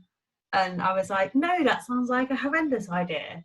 And then next thing, there's a group of JSA people agreed to do a marathon. I think there was like 25 of us initially who were going to do it. 6 of us ended up running it. And you know what? I'm so glad I did. And I ran it with Son. We didn't plan on running it together, like from start to finish, but we basically had a 4.5 hour chat as we completed a marathon. But doing that as part of JSA was incredible, just because it's like, wow, like we've come together through this, like on a couple of the people who took part that day I'd never met until the morning of the marathon. A few JSA members came to watch us. And it was really nice. And what running a marathon taught me was, and I really people who knew me at the time will know that I really struggled with the training. Didn't actually start training until the marathon until not that long before it. And it was the thought of it was like, I can't run a marathon, I can't do it, I can't run that distance. And then I went to see Ross Edgley do his talk, and it been last February, do his talk about swimming around the UK, and it just literally just changed everything about my mindset. And I was like, right, I need to stop thinking about 26.2 mile marathon, and then need to start thinking about it 1 mile at a time. Similar to what James says about losing weight. So I'm going to run a mile, and then I'll run the next mile, and then literally just put one foot forward in front of the other. And so going to see Ross, combined with what I'd got from the JSA, already realising I'd achieved much more than I ever thought I could have, really kind of gave me a push, like, actually, do you know what? You need to stop thinking you can't do it and commit to doing it. And once you commit to doing it and remove the kind of the fear of not doing it, you can do it. And so literally the marathon was just a matter of just keep going, even when it's really tough. Just keep going, and you get to the end and you're like, shit, I did it. There's so much stuff here, Jo, right? It's like, and I'm loving it. It's like an amazing story and an amazing journey. So you get through all of those things, you win a challenge. From being one of the most successful, unsuccessful JSA members, which is a mouthful in itself. And how I remember that from how drunk we were on that night. But it's really sort of stuck. How did you feel when that morning, when you're probably getting messages left, right, and centre saying, "Oh my God, you're a winner"? Like, you find out the day before from James. What was that sort of like? No, I had no idea. So the morning I found out was also the first Monday of lockdown. So it was that weekend, when we were allowed out, but we knew, and on a Sunday night we were told, right, from tomorrow you're going to be in your houses. So it was this crazy like anxiety of like, shit, COVID is real. Like, this global pandemic is happening. We are locked in our houses now until we don't know when. Right. So it was a very surreal, like, it'd been like an anxious, stressful kind of weekend anyway.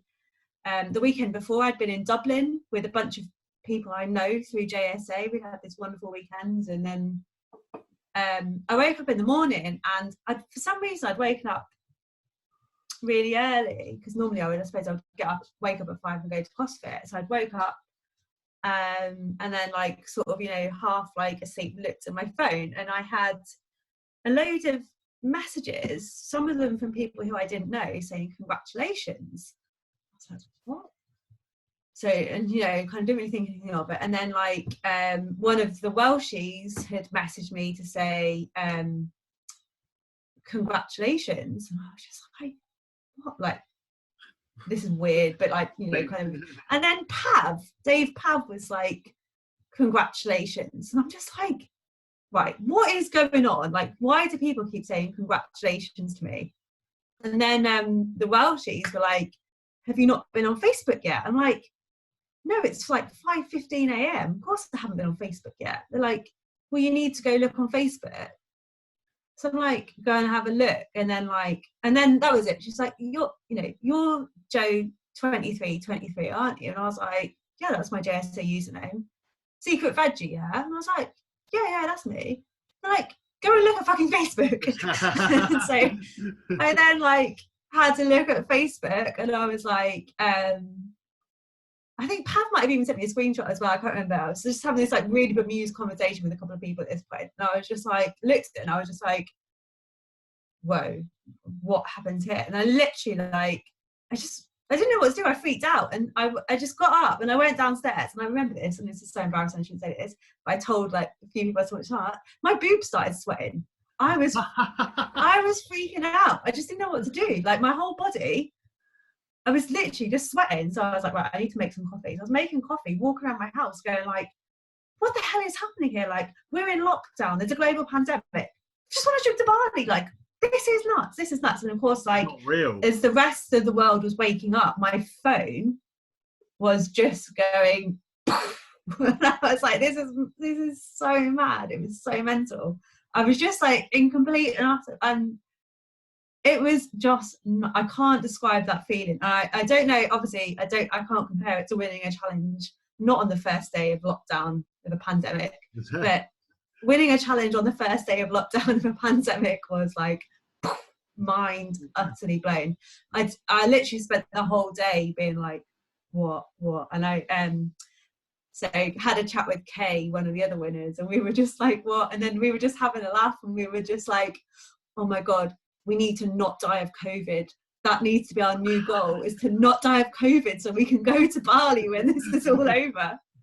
And I mean, and I think it's been weird because obviously the challenge meet and everything was all, had a Zoom on, bless, which Bon organised, but everything, we haven't seen each other since, like, so finding out you've won a challenge but actually we're all stuck in our houses for who knows how long, it's been really strange. And for a little while I felt really uncomfortable talking about it because I didn't believe it was real. I like messaged James, I was like, I had to check like 5 times, and I was just like when I messaged him to say thank you, I was like waiting for him to be like, oh, it wasn't you, it was someone else.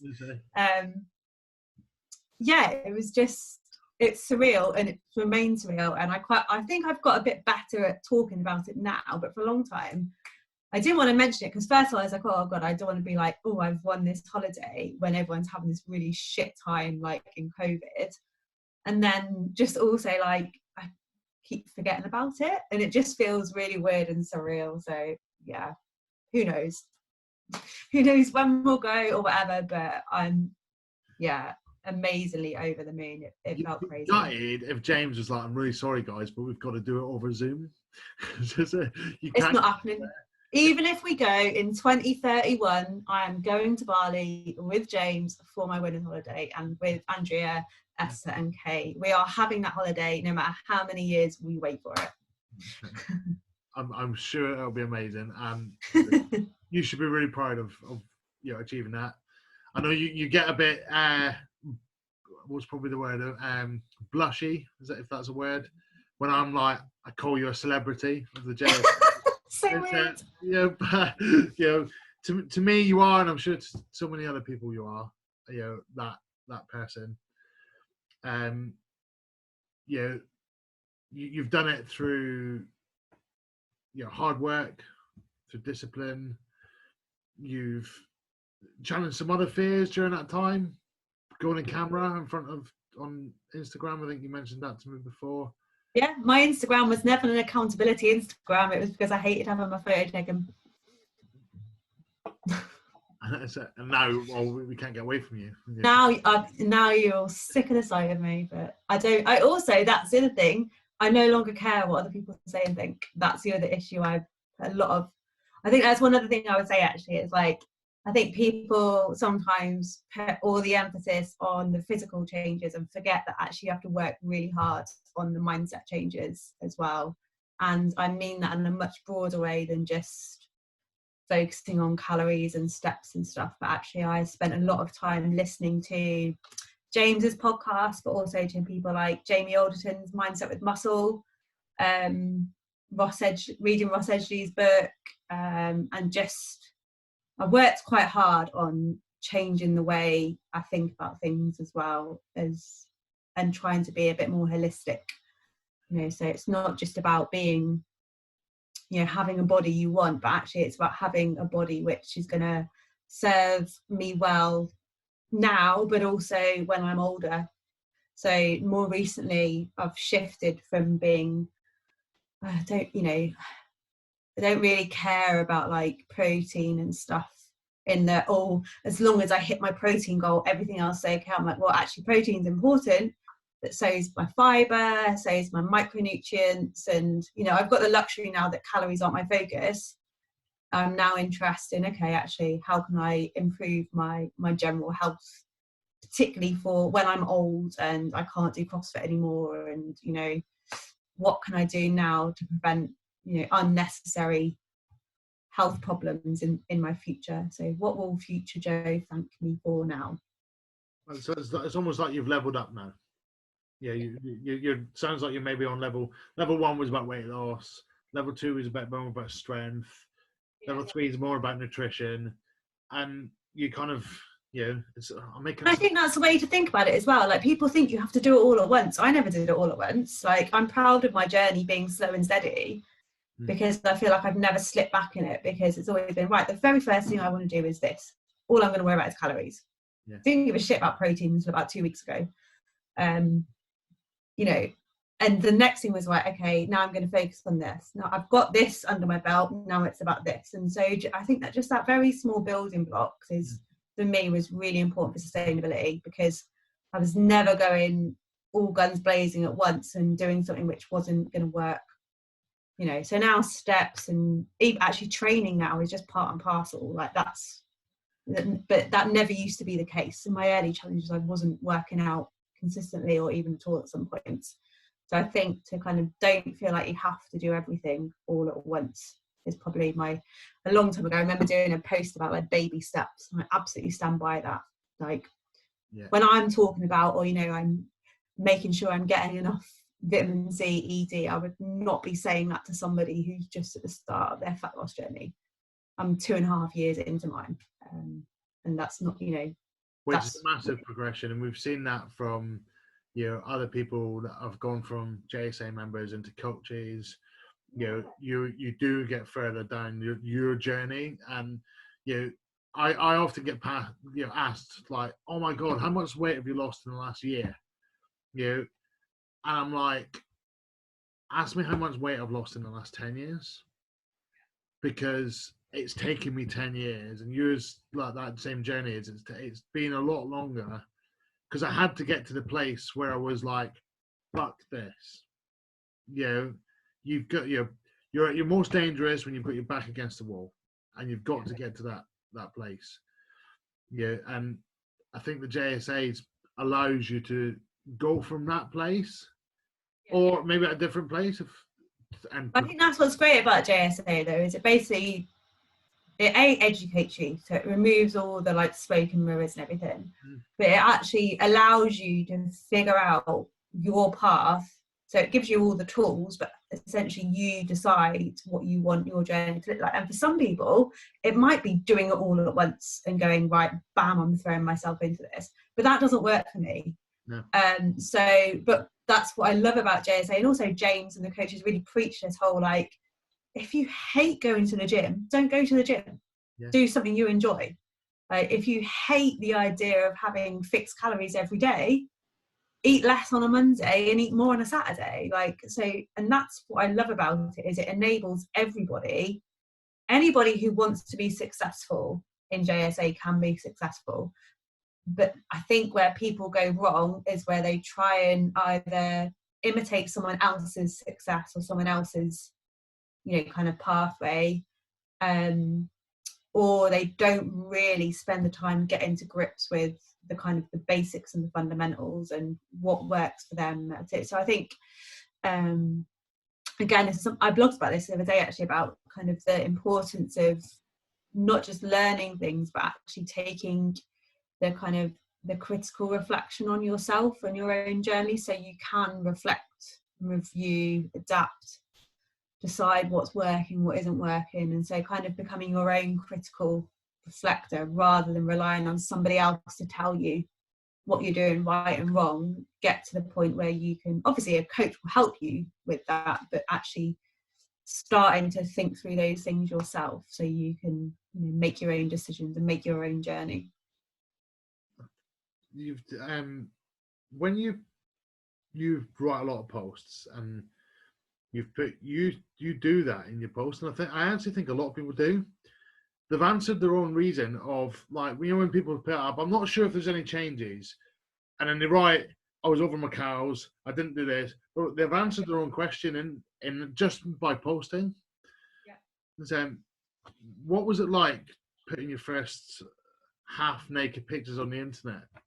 It was horrific. I remember it because I hadn't really shared any, like, I was never someone who was sharing regular, because I wasn't doing it for accountability. So I was not someone who was benefiting from kind of sharing them each week as like an accountability thing. So I'd kind of just been getting along with it quietly. I wasn't really a big Instagram user at this point. I remember sharing, still kind of I'd gone to a conference and I was flying straight to Ibiza from Birmingham where I'd gone for the conference. So I'd been out on this like massive binging night with colleagues and stuff. And the next day, I was going from my hotel, I was going straight to the airport to go, and I was meeting all the girls. They were all flying out together, but I was meeting them all in Ibiza. And so I had like my Ibiza clothes with me because I was going straight there, and I needed to do like my final kind of photos. And I was like, right, I'm going to do my first like proper transformation photo because I feel incredible. And I'd not seen anyone for a long time, and all my work colleagues who I hadn't seen for like a year, they were like, fuck, like what has happened to you? Like, you look amazing. Like, and I felt incredible. Like, I really, really did. And it's the first time in my whole life, regardless of what size I've been, it was the first time in my whole life I'd felt incredible. Those compliments yeah, it was the compliments, but also it was like, I knew I really deserved it because I knew I'd really worked hard and I'd really committed to it. And obviously I had all like everyone behind me being lovely. And anyway, so I tried this bikini on I bought for Ibiza, and I put the red bikini, and I took a photo in this hotel room in the mirror and posted this transformation photo for like my original October ones pre-JSA, but when I started to kind of, right, I'm going to do this, my JSA starting photo and this red bikini, and oh my god, my phone blew off.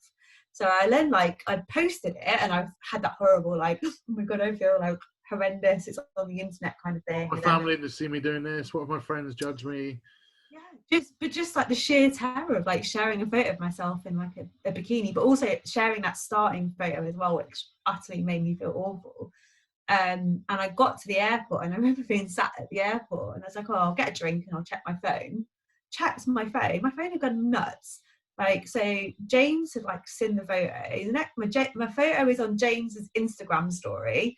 I'm like, oh my god, like this is mental. I had like something like 500 likes on the Facebook group, and like it was nuts. And I was just like, and everyone was just saying like just really lovely things, and it was like, it felt like a real moment to me because I'd worked, the whole thing had been about going on that holiday not feeling shit about myself, and it was more that going to Ibiza like so full of confidence, feeling just so good. And I remember being there and like just not caring and like not worrying about if I looked a bit like fat and the pool, and I just didn't care about like my body. Like I'm just, yeah, it was incredible. And yeah, so that will always stick with me, that moment, because I was like, I've done what I wanted to do, but I've done it in like the best way possible. But more than that, I'm happy with myself now.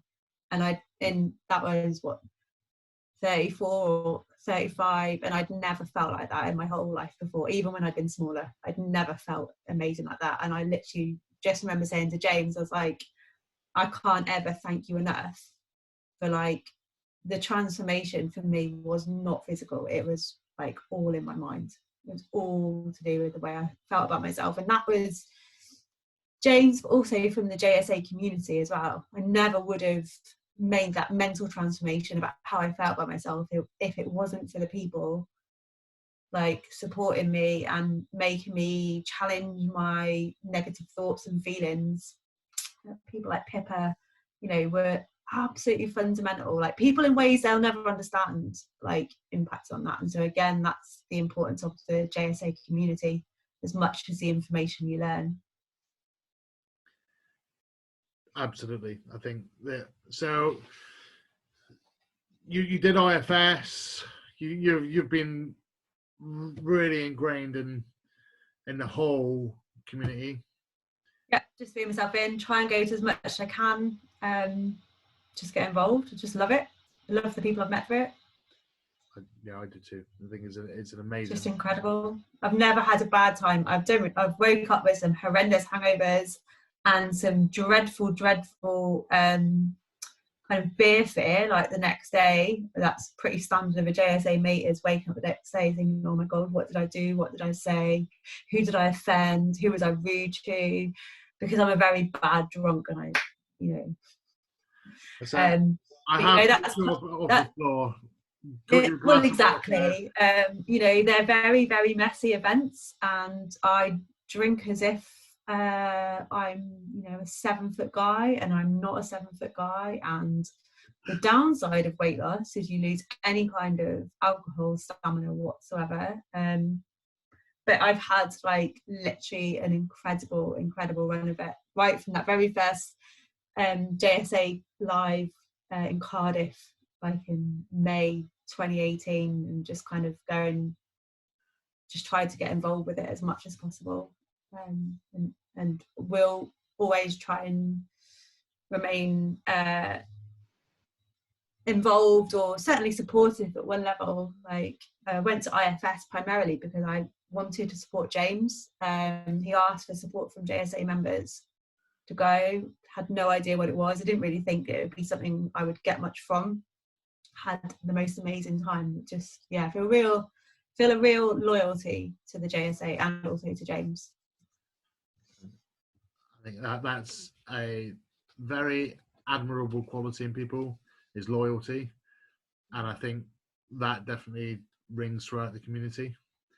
Yeah, there's some very loyal people, you know, and people that will, you know, different people will call different people friends for life, even though sometimes I've met them once or twice. So you're waiting to go to Bali. Yeah, you're dealing with COVID. Yeah, everybody would probably say that you're smashing it. You might, you know, say that's only one side of it. We're all kind of learning, but yeah, where are you now? Kind of this CrossFit thing, yoga, which, you know, I can't even touch my knees, I don't think, never mind my toes. And you see some of those positions, you know, you're getting into your pretzel position, which, yeah, but remember, I couldn't touch my knees when I started 3 years ago, so hard work pays off. Certainly does. You know, you're still this academy, you're academic. You know, big goals for that. You're going to become a international lecturer now that you've got your celebrity status.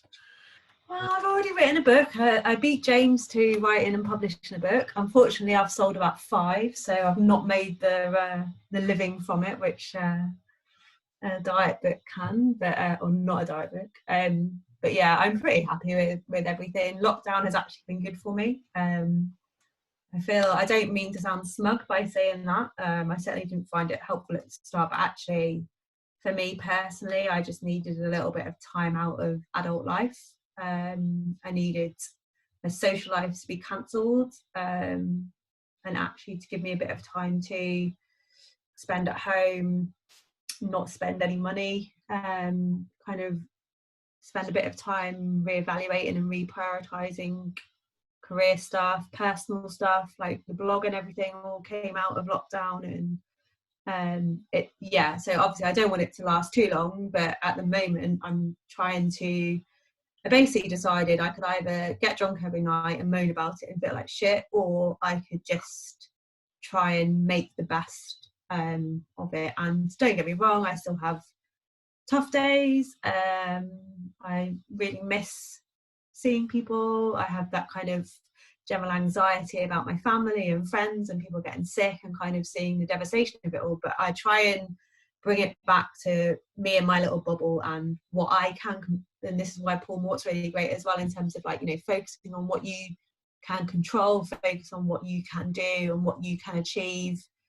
Look at what your things are. And so I've kind of just tried to embrace the time and space from normal, frantic, crazy life. So when I go back into normal, crazy, frantic life, I've had a bit of time out. I think it's going to be tough for everybody suddenly to go back to, I've got to, be out of here, I've got to do that, I don't even know how to drive my car anymore, what's going on? Yeah, I mean, I think my front tire's flat on my car. Like, I assume the nature of, we're not just going to be going back to old normal.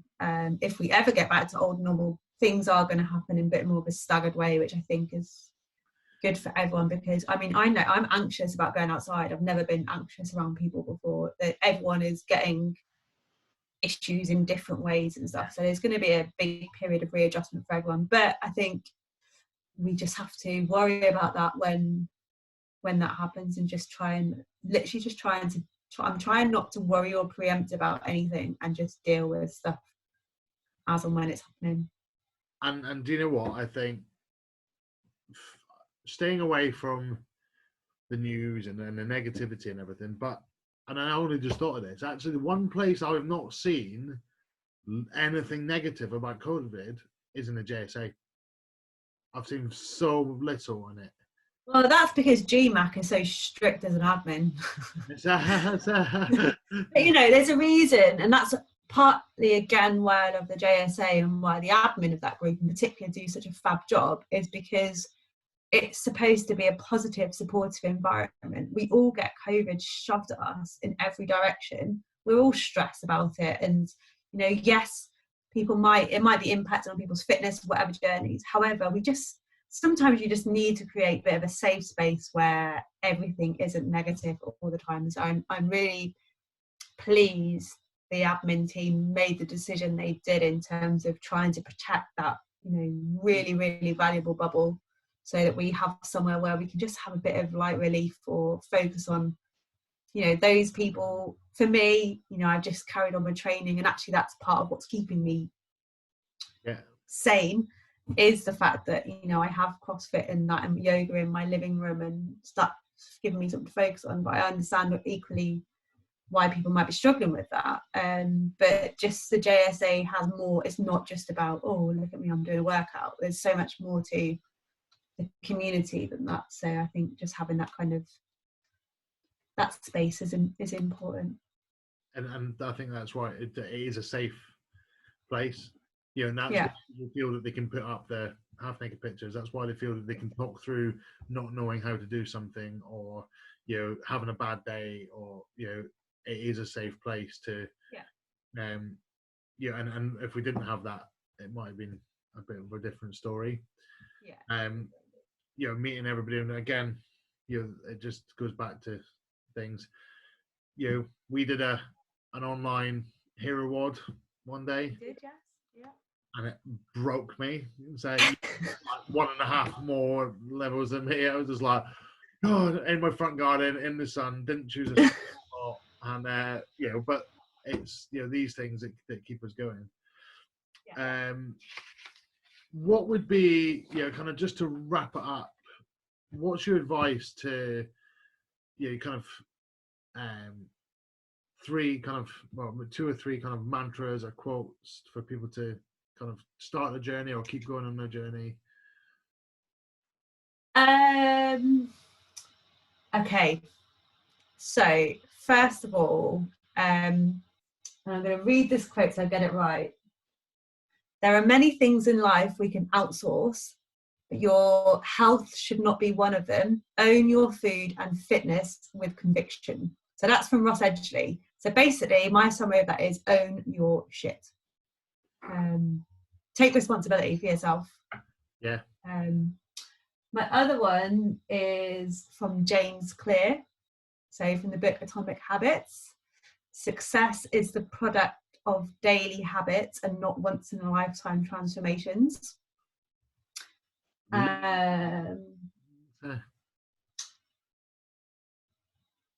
What would my other one be? Probably something I wrote down myself, actually. So I keep looking at my vision board, and it's been in my kitchen since I made it for the Fiji challenge, and it's where I've collected kind of quotes and things, and inspirational kind of, or things which have struck me. So I suppose actually the other one, no, I'm going to go for James's. Get comfortable being uncomfortable, because I think as soon as you push yourself outside of your comfort zone, you're then more willing to try all the other things that will help things fall into place. So yeah, that's it. That's my 3 things. This is your first podcast. It's my first podcast. Do you listen to audiobooks or any other podcasts? You got any recommendations? I don't listen to audiobooks, but I do enjoy podcasts. I'm not really a podcast person when it comes to entertainment. I prefer, I often, so running is one of the times I listen to podcasts, and when I was doing my marathon training, podcasts were what got me through. So obviously James's podcast, I love that. And actually I found myself, even from ones like the cookie one and stuff, like the ones which you think, oh, I know all this, actually I still learn something from all of them. Or it just reminds me of something, or it made me, the one about us made me really question my kind of the kind of what is it I want to gain from this, and kind of thinking about goals and stuff. Jamie Alderton's Mindset with Muscle was an absolute game changer for me in terms of it sounds like it's going to be like really boring and about like gym and stuff, but actually it's much more about like business and mentality and mindset, and about how you can approach problems. And I just found it translated really well to many areas of my life, and just made so much sense. Very transferable. And also the other one I have loved is, 2 more. So Chloe Madeley's, I've really enjoyed that. Used to listen to that when I was running. And The Food Medic is another one. So that's all about, so she is a GP who's studying nutrition. She's also on Instagram.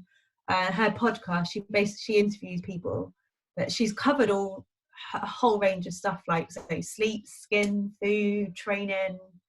I just find it really interesting, and I've just learned a lot, kind of from the kind of nutrition side of it from that. So yeah, I suppose they're I'm sure there's plenty of other good ones, but they're the ones which I've really kind of have been important for me in my journey.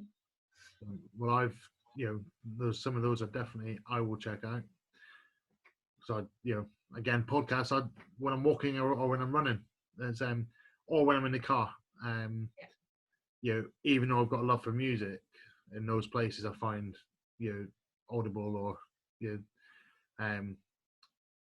especially with running, because when I started running, I remember chatting to a guy who was been running on the treadmill next to me for like an hour or whatever, and I said to him, I said, how do you just go for that long on a treadmill? And I said, I always find myself speeding up, slowing down, speeding up, slowing down. And he said to me, I bet you listen to music. And I was like, yeah. And he said, and that's why you speed up and slow down, especially if the music changes. Spoken word, was he said talk radio was back in the day when podcasts and audible books weren't around. He said, but they keep your rhythm and they keep your focus. They can take your attention. Exactly, distract you. Before you know it, you can run 10 miles. Just been listening to stuff. That's right.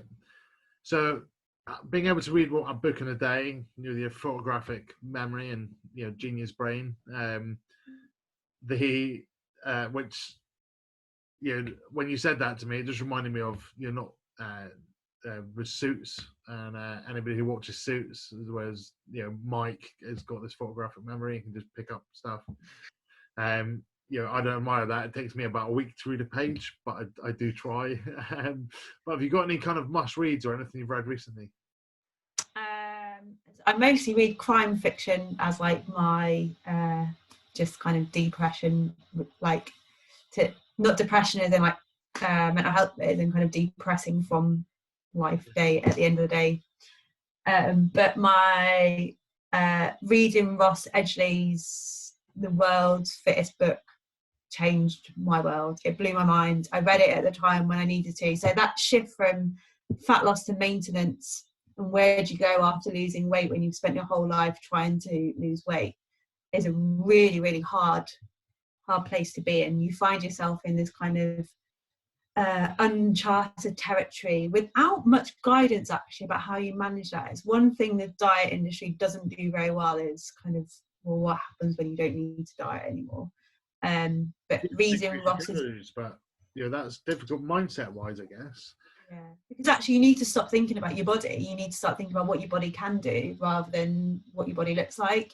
And so Ross's book was fundamental for me for that. And that was where the quote, my body is an instrument and not an ornament, really struck me. Because I'm like, shit, actually, I want to see what I can do rather than really care about what I look like. And obviously, the more you're trying to perform and do something, naturally your body stays in a way you're happy with what it looks like, because you're active, you're doing this, you're training for this, you're pushing yourself, and so therefore your body just kind of works in the way you need it to. So it kind of all comes together. So yeah, crime fiction. So they're some of the books that I can actually read because I get developing interest. So Michael Connelly is probably one of my favourite. I don't know very many authors. I really like the ones about Inspector Ryan. I can't remember who the author is. I just read a book and just kind of. I like to read. Lockdown has been all about series for me, so I've started everything from the start, and reading or watching things very bit. Just something which I don't want to think too hard. I've started on an evening switching off from social media and telly and stuff and Zoom calls and all the rest of it, and just have a shower. I quite often do a bit of yin yoga, have a shower, put my jammies on, and go to bed quite early and just read a book in bed, just to kind of switch off from the world and have a better quality sleep. Actually, talking of sleep, Matthew Walker's Why We Sleep is an incredible book. It is, and if you've I said to you the other day actually about his podcast on Joe Rogan, understanding sleep, despite the fact that I'm currently having bugger all because I've set this stupid goal of getting up at 4 a.m, is fundamental to being able to go again tomorrow. Yeah. And I think that's where a lot of people fail, and I do. Knowing when to not get up to train and to have an extra hour in bed is really important. And I'm a big believer of, if you're shattered and you're dragging yourself out of bed to the gym and you feel exhausted and crap, you're not doing yourself any favours. Like, have your sleep instead. So, and there's your first, I think. So that's not. It's probably many. You were going to count how many I did, but I said to you when we were talking about how I was going to do it. I said I didn't want it to be long form. No, I was just thinking there, you've done a very good job of a long form podcast for your short podcast. But I think it's it's an amazing story to tell. I really hope our listeners get this far, even if they pause and come back to it. I should create an executive summary. I think we need an Insta post and everything sometimes just to break it down. I don't know what my editing skills are like. This might have come out in 2 parts. I'll have a go. Try not to delete the file and have to drag Jo back into her home studio in her kitchen. Fairy lights, obviously. The scene of the veggie dance. Yes. Jo, how can people stay in touch with you? How can they follow your next part of your journey? And so Instagram, jo.23.secretveggie. Now it is at the moment a private account. So if you request to follow me and I don't follow you back, it's because you're not obviously a JSAM member, or I might think you're one of my students or someone who I don't know. So if I don't accept your request, just DM me, just say hi, and I'll accept you. It's not a personal thing. And the other, I waffle daily on Secret Veggie Waffles .wordpress.com, which is basically just so I babble a little bit less on Instagram now and use the longer form of a blog to just and it's about everything. Sometimes it comes back to fitness and fat loss, other times it's just a rant about something, but it's kind of the way I like to chew something over and then waffle about it. And they're a good daily read. If you go and sign up to those with Jo, I'd say just click on get the email. If you've enjoyed like James's daily emails, I kind of see it as a bit like that from Jo. I've really enjoyed some of them, and sometimes it's felt like I've written them at that time. Other times it's just interesting to see that waffle and kind of know that there's lots going on inside Jo's head. When she launched that, I was like super happy. It happened to be when I had thought of doing this podcast, and it fitted.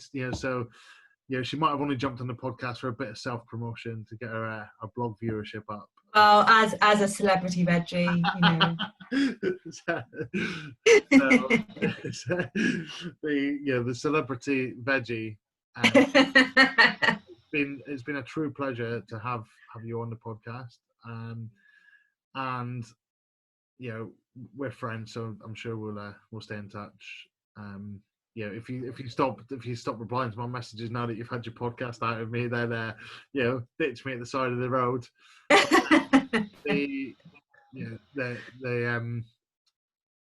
Working with you on this has been a true pleasure, and watching your journey is an even bigger pleasure. And I hope you enjoy Bali. Thank you very much for inviting me. No, you're very welcome, and you were definitely my first choice for a reason. Thank you. So, yeah. I'll buy you a gin soon. Cool. Well, thank you very much, everybody. And if you want to hear more, please send me some recommendations. And if you want onto the podcast, you think you've got a story to tell, and I'm sure there's loads of stories out there, please just drop me a DM and we'll be in touch. And I look forward to speaking to you all soon. Thank you very much.